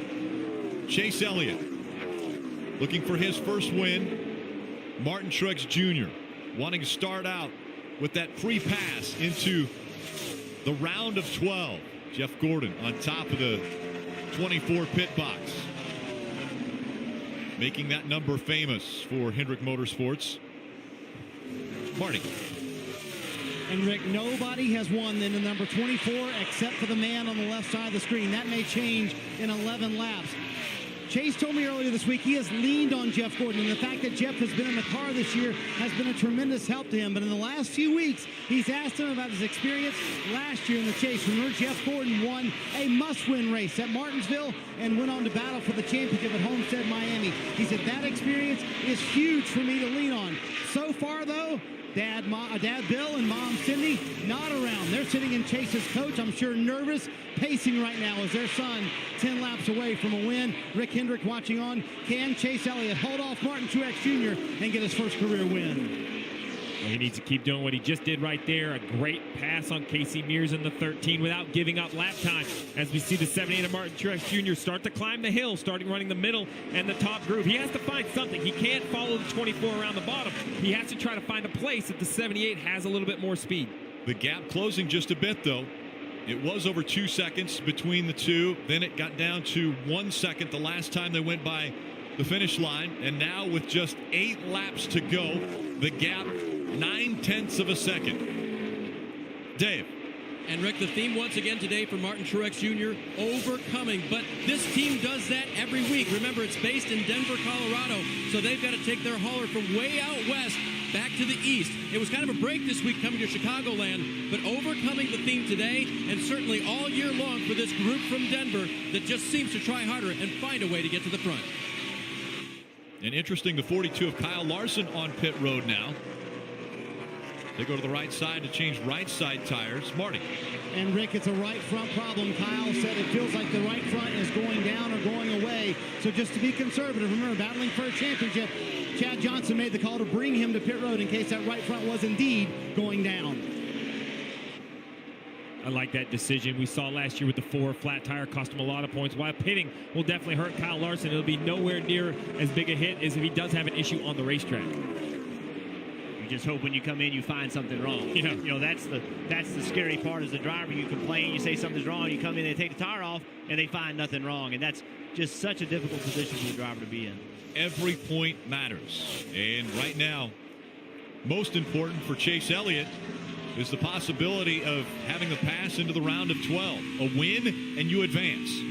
Chase Elliott still looking for his first Sprint Cup Series win, and now just 5 laps away from that. The gap a little bit further that time. 1.1 seconds between Chase Elliott and Martin Truex Jr. We talked about Martin Truex Jr. He's led the most laps on these 1.5 miles. So Chase Elliott knows that he has a very, very stiff competitor behind him. He's going to have to be one of the very best to get his first win. But that's how it happens. You typically get your first win. They're never easy. You have to beat the very best. We have a caution. We have a caution.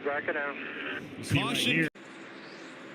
Joey Logano continuing to battle to try to move forward. We heard from Marty Snyder down on pit road. Dave Burns, Mike Massaro, Kelly Stavis joining him down there as they will continue to give you the stories from down on pit road and as they develop. Again, the 20 of Matt Kenseth having to start at the back because of an unapproved adjustment prior to the start of the race. So we'll watch him battle up as Chase Elliott's fighting for the lead. Elliott goes to the inside and takes the top spot away from Kevin Harvick. Kevin Harvick had a little problem off turn 4. Chase Elliott's car handling much better at this point in the race than Kevin Harvick. So the rookie that's made his way into the chase showing some muscle early in this race. What is it about Charlotte Motor Speedway? We've seen some impressive NASCAR superstars get their first ever win here. Another one that comes to mind, that young guy that drove the 24 before Chase Elliott, Jeff Gordon, first ever career win at Charlotte Motor Speedway. Chase Elliott out in front in Charlotte.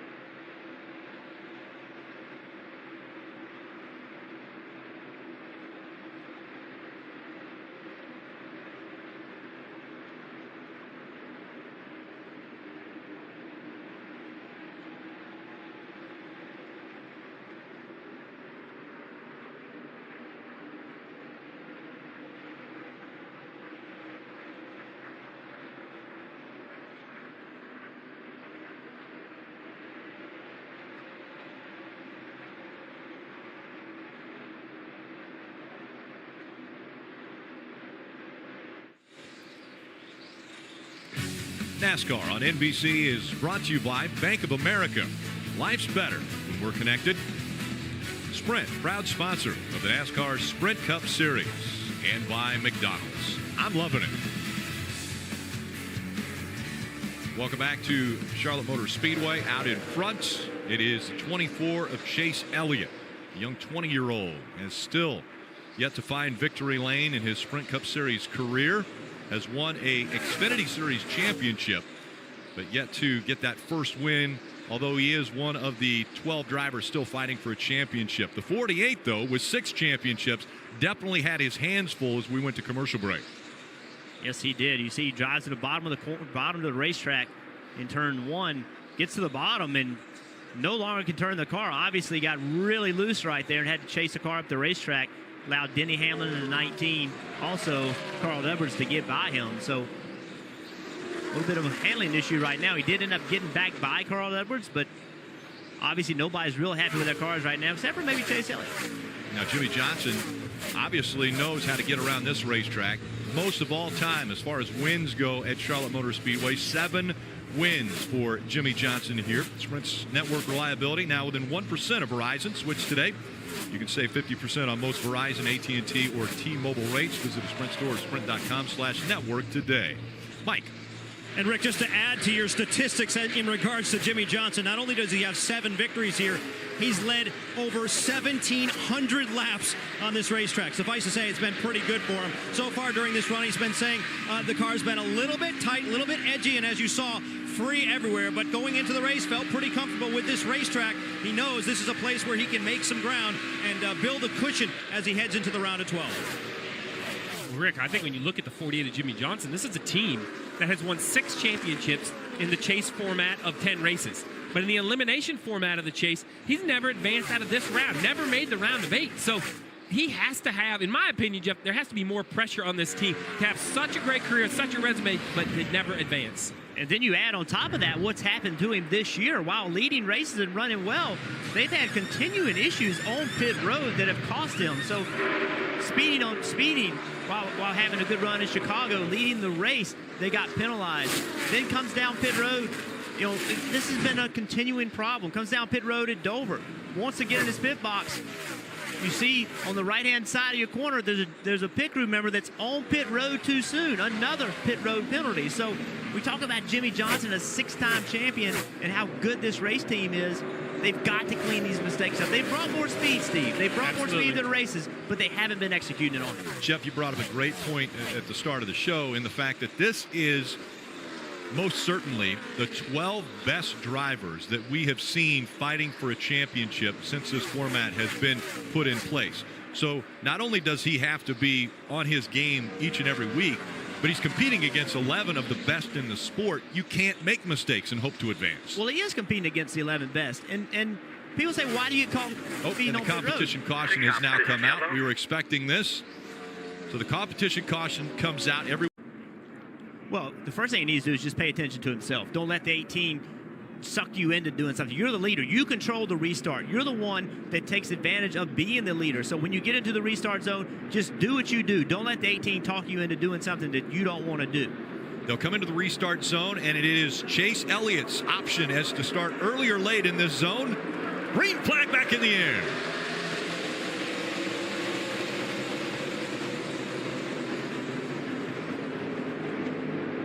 Side by side as they go into turn number 1. Look at Jimmy Johnson all the way up 3 wide. 3 wide for third as Chase Elliott tries to side draft the 18 of Kyle Busch going into 3.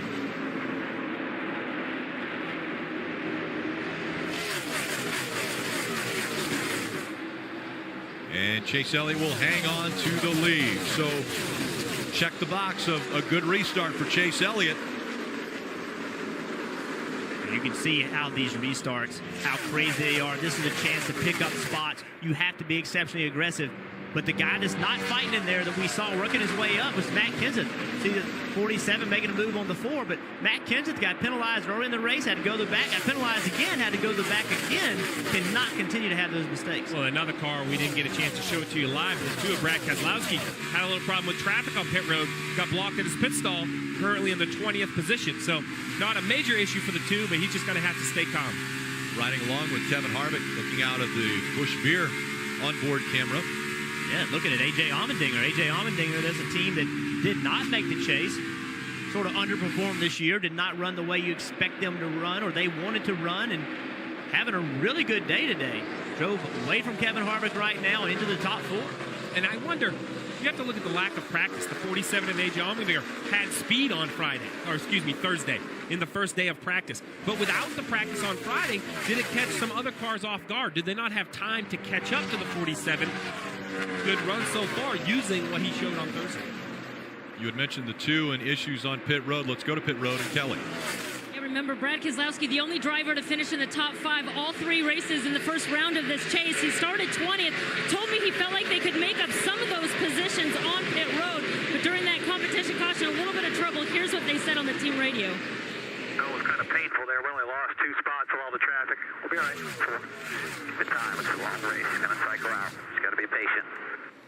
A long race indeed. Still just under 300 laps to go, Rick. Yeah, they just clicked over. It's 300 to go, and Chase Elliott has about a 7/10 of a second lead over Kyle Busch, but everyone else jockeying for positions right now, feeling out their cars. I like what Brad Keselowski said over the radio, but even more importantly, I like how he said it, his demeanor. He could have been sitting next to us in the booth, very calm, no urgency in his voice. He wasn't just saying that's a long race. He sounded like he really believed it. Mike Massaro.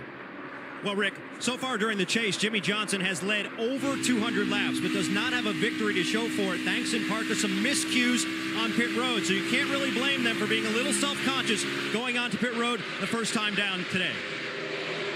I'm sorry. I was curious how that was for Buck's approach and where I positioned the car. Honestly, that's about the best that we're going to be able to do until we get ahead of that 47. So Chad Knaus talking to him about stopping short on that particular stop. They've been very conscious about every single detail. So much, in fact, that after a speeding penalty at Chicagoland, they went out in the parking lot midweek, Jimmy Johnson, and they set up timing zones, 5 of them. And they practiced coming down pit road with various settings on the digital dash, trying to make sure they did not have a similar problem to what they encountered in Chicagoland. As for last week with the Jackman jumping over the wall too quickly, Chad Knaus told me this morning, hey, we're not dwelling on that. That was not his fault. It was just a sequence of events that led to the man jumping off the wall too quickly because the driver had to brake early on pit road. Well, that issue of being over the pit wall too early is the same thing they got in the 20 of Matt Kenseth on this latest round of pit stops, Rick. You know, we talk about it's a game of inches, it's a game of seconds. Well, it's the same way for the pit crews. They need to try to get over pit wall as early as possible. So you see right here, there's a crew member for the 20 team on pit road, and the 20 of Matt Kenseth has yet to come to that line. That red line is imposed by NASCAR. That's 1 pit box away. You're not allowed to be on the ground before that red line for safety. They don't want the crews out there early. The 20 was too early, Marty, and it cost him. Marked this twice, Steve, that the 20 has had to start at the back of the field. Restarted 31st. He's already gained a few positions on this run. Here was the radio traffic after they told Matt about the penalty. For what? I'm really confused right now. We jumped too early, too? Yeah, 10-4. Both of us jumped over the wall too early? That's what they're saying. I don't understand right now. I'm kind of confused, but okay. And Matt told the team, he said, hey guys, listen, we've all got to get our act together. I've got to get my act together. We've got to get it together on pit road. We can't keep hurting ourselves, Jeff. We've talked about all these penalties on pit road. Teams need to get that cleaned up here in the chase, especially if you want to win a championship. Marty, you're right. It does have to get cleaned up. It's difficult, but it's your job. You got to make it happen. Chase Elliott out front. Matt Kenseth running 23rd.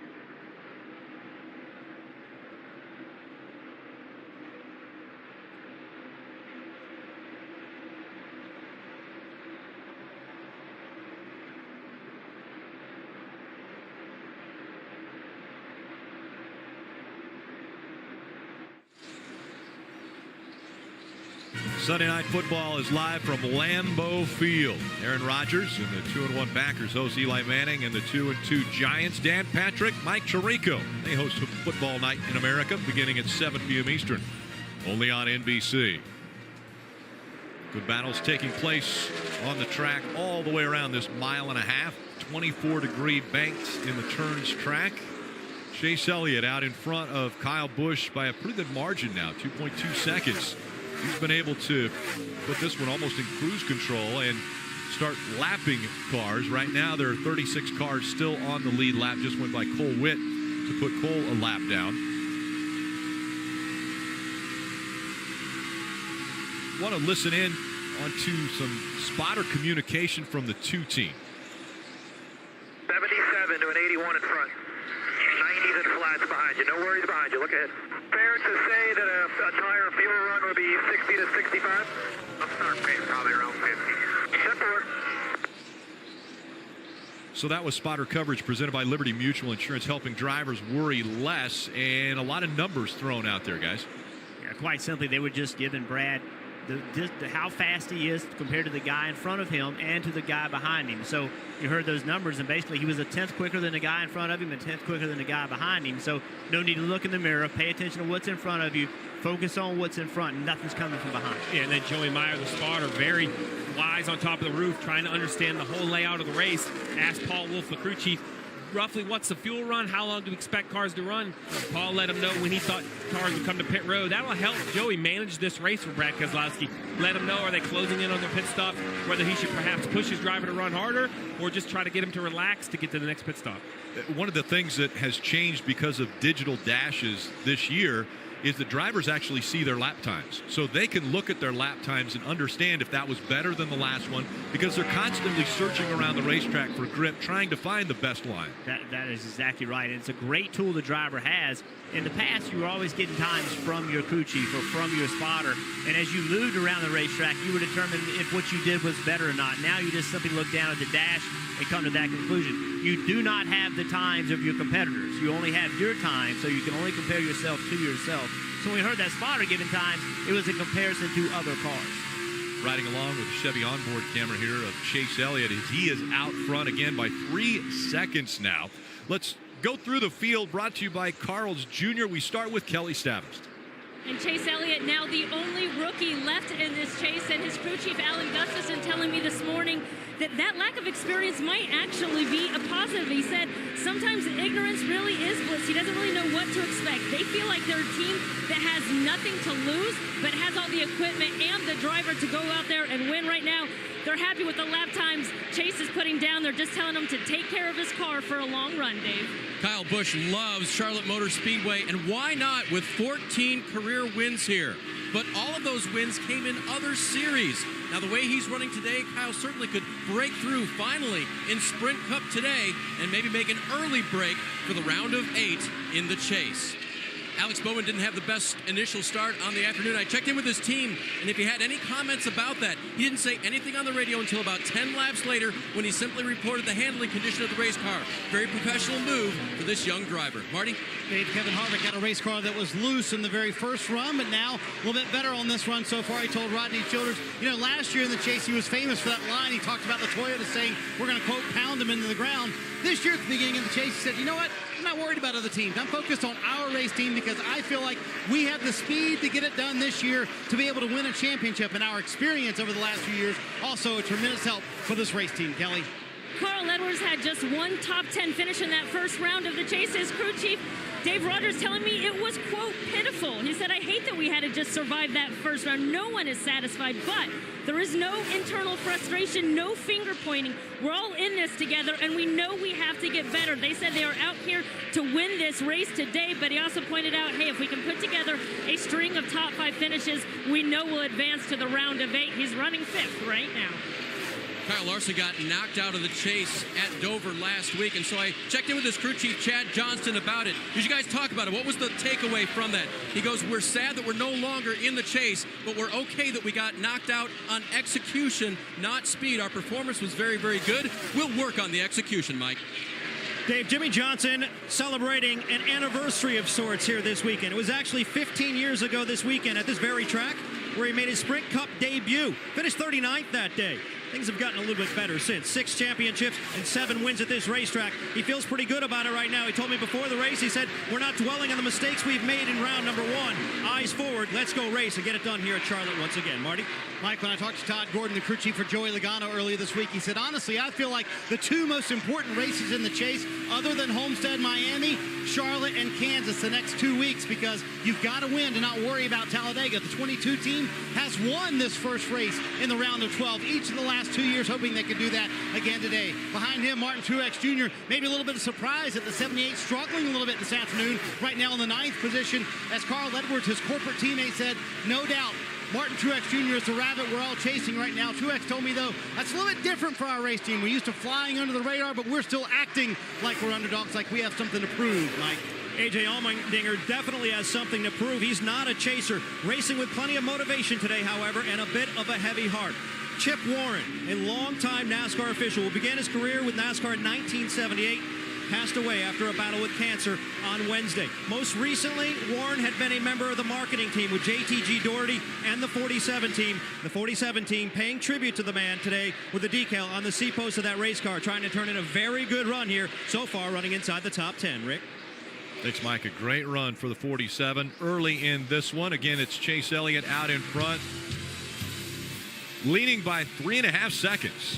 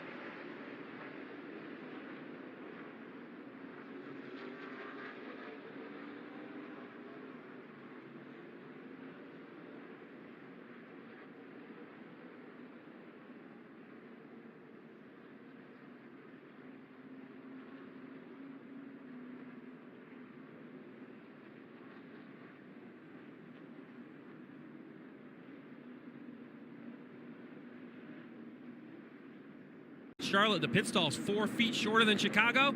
You get 1 pit box, but that means you have 4 feet less than Chicago, which was roughly the same pit road speed. That might have something to do with it.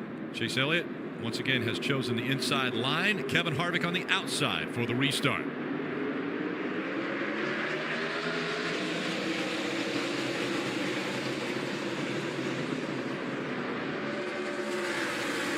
Three wide going into turn 1. Martin Truex Jr. in the middle.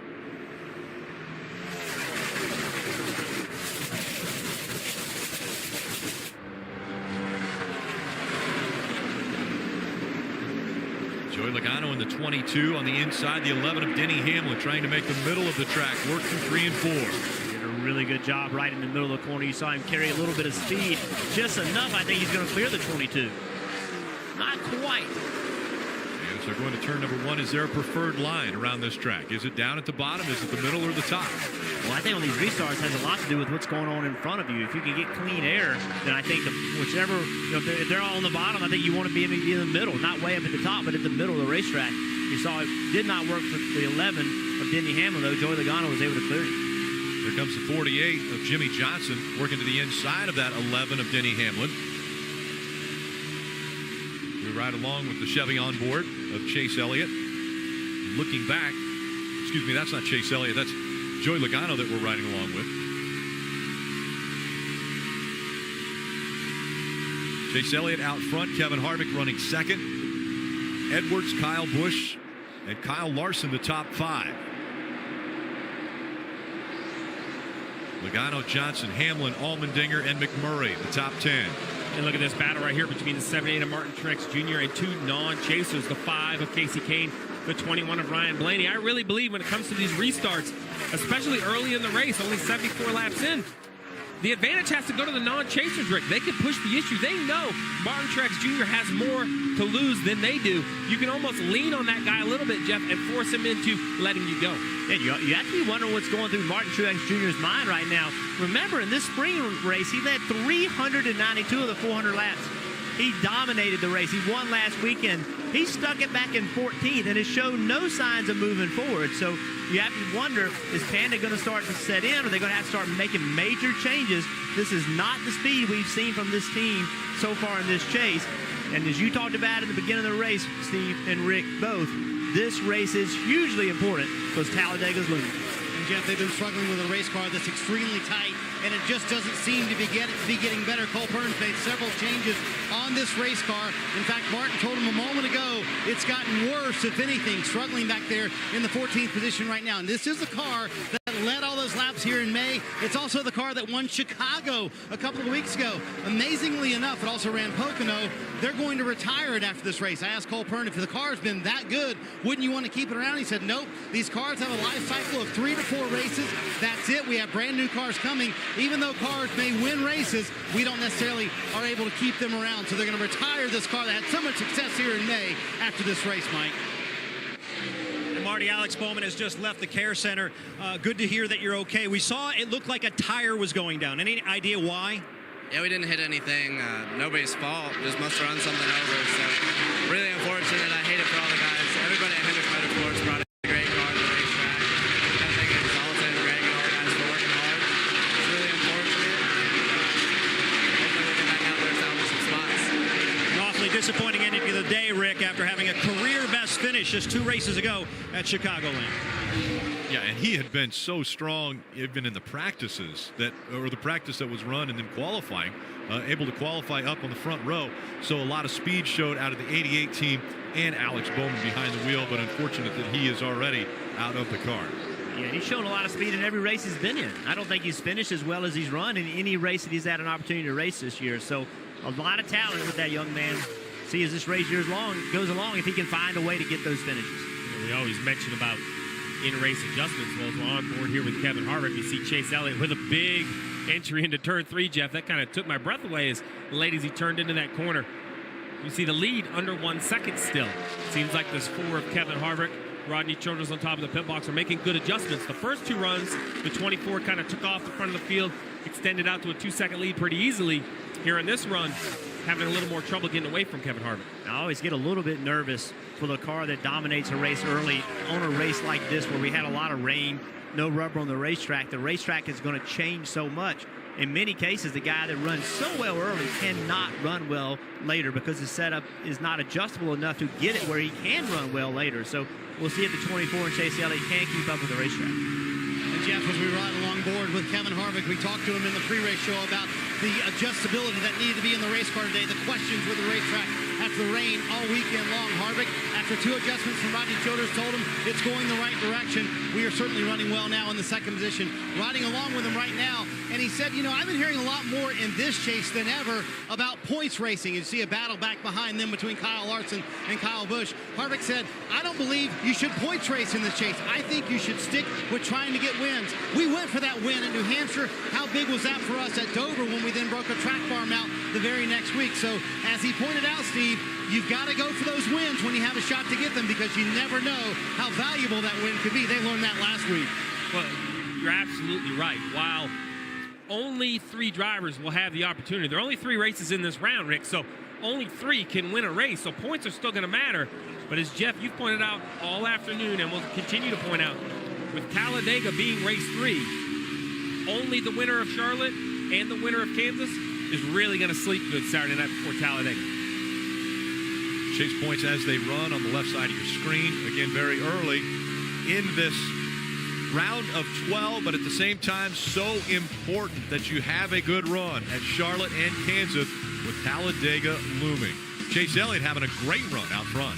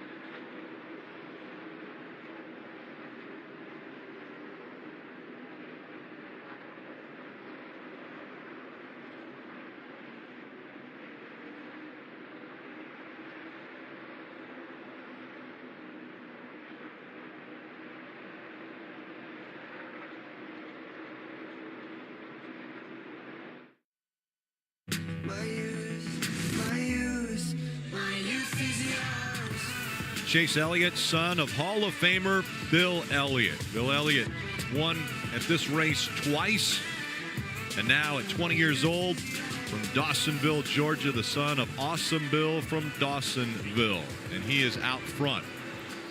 And it looks as though there's some issues with the 18 of Kyle Busch. He was slow on the back stretch. I think I got some tire separation or something. 4 tires here. When he came to pit road, it looked like there might have been even some of that styrofoam that's in the side coming out of the back of the car on the right side. Dave. And that could be, Rick, because that tire, when it comes apart, it's a steel belted radio and it beats everything up in its path. So we'll take a look as it comes off. Kyle could definitely feel that it was the right front. And then you heard him trying to science exactly for the crew what he thought it was. There doesn't appear to be a lot coming off of the right front from what I can see, but there's definitely some separation on the inner tread of the right front. So a tire issue for Kyle Busch has put him onto pit road. Not in cycle with everyone else. One of the things that you get concerned about when you have these rain delays, and we've had a tremendous amount of rain in Charlotte, is there is no rubber on the racetrack, and that's the most abrasive the racetrack is ever going to be. It's going to be harder on the tires. So far today we've seen 2 issues. We don't know, perhaps they ran over something, but something to consider is with the lack of rubber on the racetrack, that makes it much more difficult for the tire to last throughout a full fuel run. But now this team just has to understand the situation they're in. Currently 1 lap down. That's not going to take them out of this race at all. They just have to be efficient. They can't compound this with another mistake. They were able to get on and off pit road without penalty. Now Kyle Busch has to methodically work his way up through traffic and just see when the next caution comes out where they cycle out. And Steve, remember last year they thought they had such a good run going. There you get a good look at the inner shoulder of that right front tire. But they thought they had such a good run going, and they did. And then somebody else's mistake, Kyle Larson coming to pit road, cost them on the day. They thought they'd be good in the day again here, and now this has set them back. And like you said, they just need to pick their way back to the front. That was a great shot of the right front tire. You saw where the tread had separated. And that's really where the corner of that tire rides on the racetrack. So instantly, Kyle Busch could feel the lack of grip and diagnose the issue very, very well. The right front looked like it's delaminated. Everything looked fine over there all weekend for everybody, so probably just a bad tire. We are in the lucky dog spot here. And now you hear his crew chief, Adam Stevens, explaining the situation to Kyle Busch so he then can kind of grasp the idea of what he needs to do, letting him know he's in the free pass position. But he talks about the right front tire. They hadn't seen any issues, but that tire definitely had an issue. So he feels it was just a one-off tire. We'll have to see as the race continues on whether it was or wasn't. Now, one of the issues that Kyle Busch is going to run into if this race stays under green flag conditions is race leader Chase Elliott can put drivers a lap down, and then Kyle Busch is going to have to make sure to get past those cars so that he can be in that lucky dog position or the free pass position. And you saw a crew member with a torch and a sort of a scraper. Yeah, like a putty knife. Yeah, scraping across the tire. What they're doing right there is they're getting all the old rubber off the tire. The rubber that gets picked up while he's coming on the pit road. They're getting all that off the tire so that they then can go measure the wear across the tire to see if they have too much camber, if the tire's leaning in too much, to learn as much as they can. Maybe that's why the tire failed. Maybe it's not. But all of that information will be used to help determine what caused that tire problem. With more on his teammate Carl Edwards, let's go to Kelly. Rick, there was just a little bit of movement in the pit box for Carl Edwards. He came over the radio to say, hey guys, are you sure that we got all these wheels on tight? He can't tell if he has a potential tire going down or a loose wheel. The team's been watching the monitor closely. They told him about the problems of his teammate Kyle Busch. For now, obviously, they are leaving him out, but monitoring that situation closely. Yeah, so now you know that your teammate had a problem. So now when you have a vibration, you're terrified. You're scared to death that you have that same problem. Here's the trouble, Steve, and you've dealt with this. Every vibration is not a problem. These cars vibrate and shake and have issues, and there can be nothing wrong. So now the fear is you have a vibration, you feel something, you come down pit road, they change tires, they find absolutely nothing wrong. So now that's all in the back of the driver's minds. Well, and the other thing these teams have to understand is you just mentioned one of his teammates had an issue. So what about your setup is the same as your teammate that had the issue? So we have the ability to show the fans at home something these drivers and teams can adjust to. So if we go here to a NASCAR Heat Evolution animation, we're going to show you camber, basically the angle of the front tire, what the crew chiefs are allowed to adjust. You could tip the top of the right front tire in, or on the left side, you tip the left front tire out to help the front of the car turn. You hear about cars being tight. Well, more camber helps the car turn, creates a better handling condition. But what that does is you see at the bottom of the tire, the inside of the right front, the outside of the left front, where it's highlighted in red, that small little area of the racing tire is actually all that touches the surface.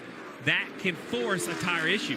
That may not be what happened to the 18, but if you're one of his teammates, Rick, you're going to want to know where his camber setting is versus yours to understand maybe you want to pit a little short and not run an entire fuel run.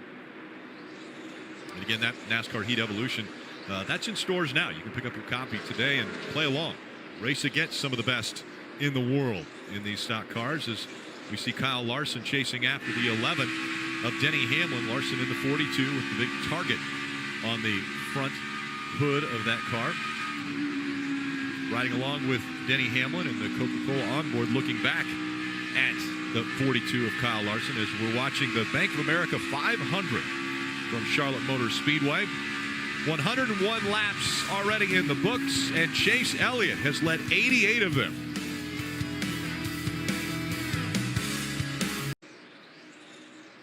NASCAR on NBC is brought to you by Liberty Mutual Insurance, helping drivers worry less on the track and on the road. Get your NASCAR coverage when you're on the go with NASCAR Mobile. The official app of NASCAR puts race coverage and live in-car cameras right at your fingertips. You can even listen to drivers and teams discuss race strategy. Download now at NASCAR.com/mobile. Welcome back to the Bank of America 500. Out front, the 24 of Chase Elliott has about a 3-second lead once again, this time over Kevin Harvick, who's running second. Carl Edwards in third. Joey Logano and Jimmy Johnson are the top 5. The 42 of Kyle Larson came onto pit road. They felt like they had an issue with the tire, and so they had to come to pit road. Dave, what happened? Eerily similar to what the 18 had coming off of the right front, Rick. When they brought the tire back, it looked very similar. There you see it right there, the inside shoulder just coming apart a little bit. And Kyle told the team, I heard it coming apart a couple of laps ago. So Chad Johnson's crew chief said, well, then you better to get it in here. They changed all 4 tires just to be safe. But now he's gone back out. Another top 5 car that's been bitten by this situation.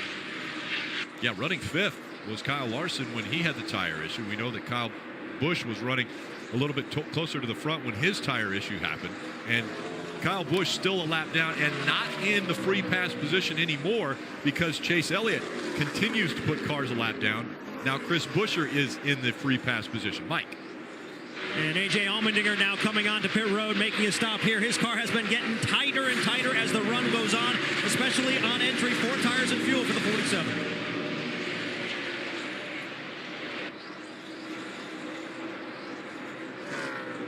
And so once again now, green flag pit stops look like they're about to happen as the 19 of Carl Edwards is also on pit road. Kelly? Remember, he had reported that vibration, but they weren't too concerned about the tire. He just said that he started that run off way too tight, so they're going to make an air pressure adjustment to loosen him up. It's also going to be 4 Goodyear tires Sunoco fuel for Carl Edwards, who had been running 3rd. As quickly as Carl Edwards is coming off of pit road, Brian Scott has come to pit road. Are we surprised that cars are coming this early? That's a little early. I was expecting more to see about 50 laps on the run before they start to pit. This is about 42 or 43 laps. But we heard earlier that the 19 of Carl Edwards had a little bit of a vibration. Maybe he's feeling something with that tire. You're much better off to pit if you think you have an issue and put 4 tires on it than to have an issue on the racetrack. And now we see the second place car of 4 of Kevin Harvick also coming off the bank and onto pit road. There was a stop by the 19 of Carl Edwards. They had a little bit of fire. Some fuel had spilled, and so they went out there with the extinguishers and put that out. Party. And Rick, to Steve's point, I think all these crew chiefs are seeing the tire issues and saying, you know what, not worth the risk. Going to fit short a little bit here. Harvick said his car is just a little bit loose off two. That's his biggest issue. You saw the wedge adjustment kind of tighten it up. 4 fresh Goodyear tires. Right behind him, Martin Truex Jr., who said his car just fired off terrible on this run. He said it was awful in traffic, and he just can't get 3 and 4 right. So some big changes here. Talked about a spring rubber and a long stop for the 78 team as well. Can't afford a long stop like this under green flag conditions. Nearly 17 seconds, Marty. Normally when they're doing them under 13 seconds for these stops. Kelly. And that's Kurt Busch. His car's been starting off tight. Now the last one got bad loose, so they made a wedge adjustment for it last time, which seemed to help a little bit, but he said he's still trying to figure out how to get in turns 1 and 2. It's going to be 4 tires and fuel. Meanwhile, Chase Elliott, who's led the majority of this race, said that his car was just a little bit tight at times, tick-free, loose at other times, but he had been happy with the adjustments they made. It has good turn in it, and just before he came to pit road, he had said that the right front was starting to feel weird, so they brought him down, Dave.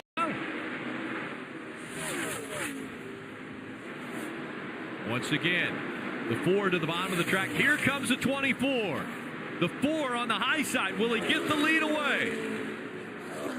He also has to deal with the 16 of Greg Biffle. And now as the 24 takes the lead, look where the 4 goes on the chase points bubble. All the way down to 4 points below the cutoff line. And new leader in Kansas, Chase Elliott. So I think that shows you right there that the 4 car was not as good as these cars behind him. He just had that track position and was able to take advantage of it. These 2 cars were able to clear the lap traffic or deal with the lap traffic much easier than Kevin Harvick was.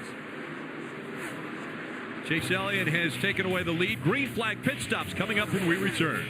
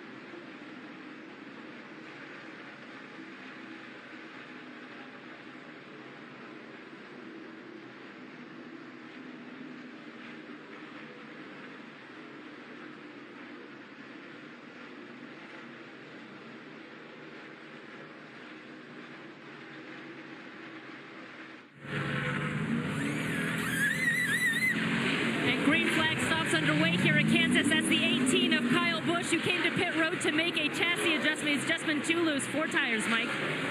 Jimmy Johnson really happy with his race car. Just made a 4-tire change with fuel and an air pressure adjustment. On this run, Matt Kenseth from the lead to 10th place. He's got a car that will not handle, and so after they change the 4 tires here, they're going to spend a little bit of time working on the body on the right side, just a little bit, Mike. Chase Elliott gives up the lead to hit pit road. The team executing flawlessly. A very clean pit stop there for 4 tires. We keep talking about the strategies. We have 2 completely different strategies. Kevin Harvick started 22nd, has driven all the way to the 3rd position, plus 19. But Kenseth, Jeff, he's fallen back 34, but it's on purpose. It's 100% on purpose. He's playing a strategy. And we keep talking about Kevin Harvick, how he has nothing to lose and nothing to gain because he's already in the round of 8. I disagree with that. I don't think that Kevin Harvick wants to race that 2 car, wants to race that 24 car in the next round. If he can win this race, he may can control who moves into the round of 8. So he has a lot on the line. Who do I have to beat? Who do I think is the toughest competition? Good move by the 24.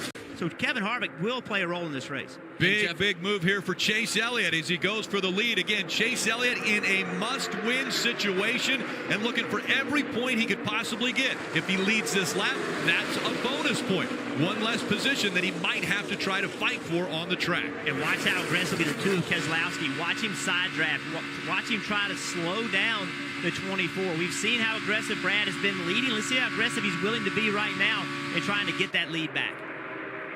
He now has his teammate behind him. That shuffle has gotten Joey Logano behind him. Well, and Kevin Harvick, why does he care? Because I'm sure he would rather push the 24 through and try to eliminate. But see what it does. With the 24 as the leader, that puts him up above the cut layers. That puts the 20, 18, 19, 11 all racing right around that bubble, Rick. And we talked about the three of Austin Dillon having to be in the middle of the pack. That's exactly what you talked about. He needs a good run. Right now, he's 21 back, so he's got to find a way to the front. Chase led laps in May earlier this year and continues to add to those numbers now. He finished 5th in the May race, but really in this situation, Chase Elliott, he's got to be up front. When the checkered flag flies, he's in a must-win situation. You saw the 2 car right there pull right on the quarter pound of 24. Now the 24 car is doing the same to the 2. They're side drafting each other. That does not speed your car up. It slows down the other car. So 2 aggressive moves by both of the drivers in the front row. This is a freight train rocketing down the tracks, and every now and then the cars of that freight train change positions. Mike. And Rick, watching that battle between Brad Keselowski and Chase Elliott reminds me of a conversation I had with Elliott this morning. We spoke about the advice his father has given him when it comes to super speedway racing. Keep in mind, Bill Elliott won on super speedways before and after restrictor plates. He said the biggest thing his father taught him was how to use the side draft. We just saw the side draft being implemented there and going to work on him once again, Marty. Mike, we've clearly seen the strategy for Brad Keselowski, keep the car out front all day long. Little bit of concern, not a major concern. They have a little bit of debris on the front of the grill there. The water temps +5 by his markings inside the car, but not too concerned about it right now. Trying to keep that lead from Chase Elliott. Heck of a battle, Rick. Absolutely. Chase Elliott out front. Now Chase is going to go on the defense. He's going to try to stay in front of the line that moves. Watch this move by the 2 car Keselowski. He gets right on the right rear quarter pound of 24. Just sucks the 24 back to him. He's able to clear the 24 and get the lead back. That is side draft, and that's the way you do it. What an incredible display of side drafting. Chase Elliott in front of the field at Talladega.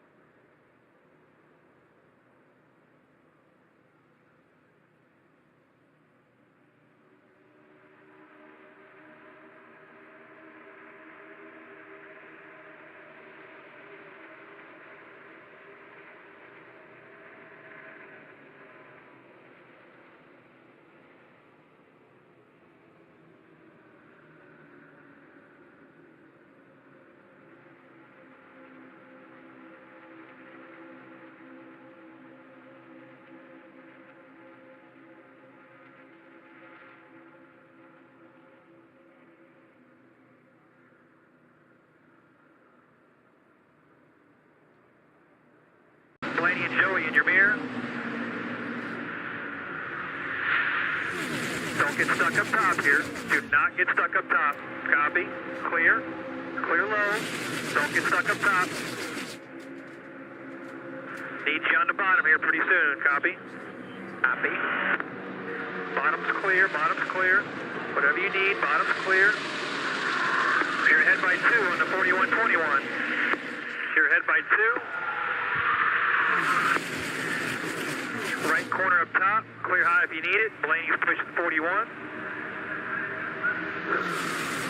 Small push out back. Small push. Kurt's clear. 2 wide behind him. Don't get stuck up top. 1 back behind. Inside. Kurt's ahead by 2 on Blaney. Biffle tight behind you. 3 wide behind you. Middle lane coming to you. 1748. That was Shep and Greg. Stenhouse going to push you out. Still left corner. Lined up behind you. Stop behind Kurt. You have air push out. 48 is going to push the 17 to you. 48 will push the 17 to you. 10-4 ball. Opening.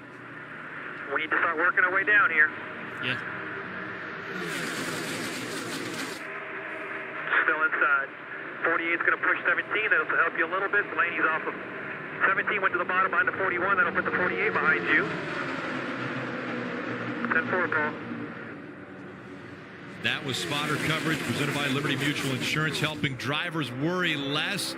It looked as though Brad Keselowski, with the help of Joey Meyer, broke up a single line around this racetrack and is now 2 by 2 and even 3 wide once again.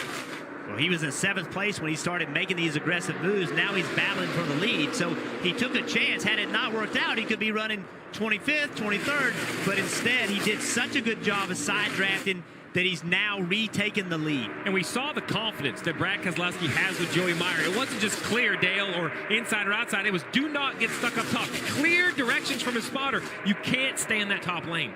Yeah, there's some great spotters in this sport, and they earn their money on this plate race. Everybody's getting ready to pit right here. See all the hands out the window? Out the window. Hands out the window. That's saying, hey, we're coming to pit road. And is that why we're hearing Joey Meyer saying, do not get stuck up top? Because people wanted to get to the bottom so they could pit. We heard him almost dejected when he said there's a car inside, and here they come. They want to make sure not to lock their tires up when they come onto pit road so they have the opportunity to just change right side or left side tires if they need to. Joey Logano had issues the last time he was on pit road. Let's go there now with Marty. Let's watch this stop for the 22. Make sure it's a clean one again. They said there were no problems with the jack post from the earlier stop where that jack got stuck underneath the 22 car. They want a clean stop here. Probably going to be 2 tires here for Joey Logano and also a wedge adjustment and a load of Sunoco fuel as well. Brad Keselowski up front, actually 4 tires for Logano. Brad Keselowski up front made that move all on his own. 4 fresh Goodyear tires here, Dave. 4 Goodyear tires for Austin Dillon in the 3, running back in 26, not where he needs to be, but he did pit with both of his teammates, the 31 of Brian Newman and the 27 of Paul Menard, if needed. All right, guys, take a breath because here comes the second pack. They are coming at you right now. Chase Elliott has brought he and Kurt Busch, also Jimmy Johnson down there on pit road now. Everyone trying to make sure they're at pit road speed. Kelly.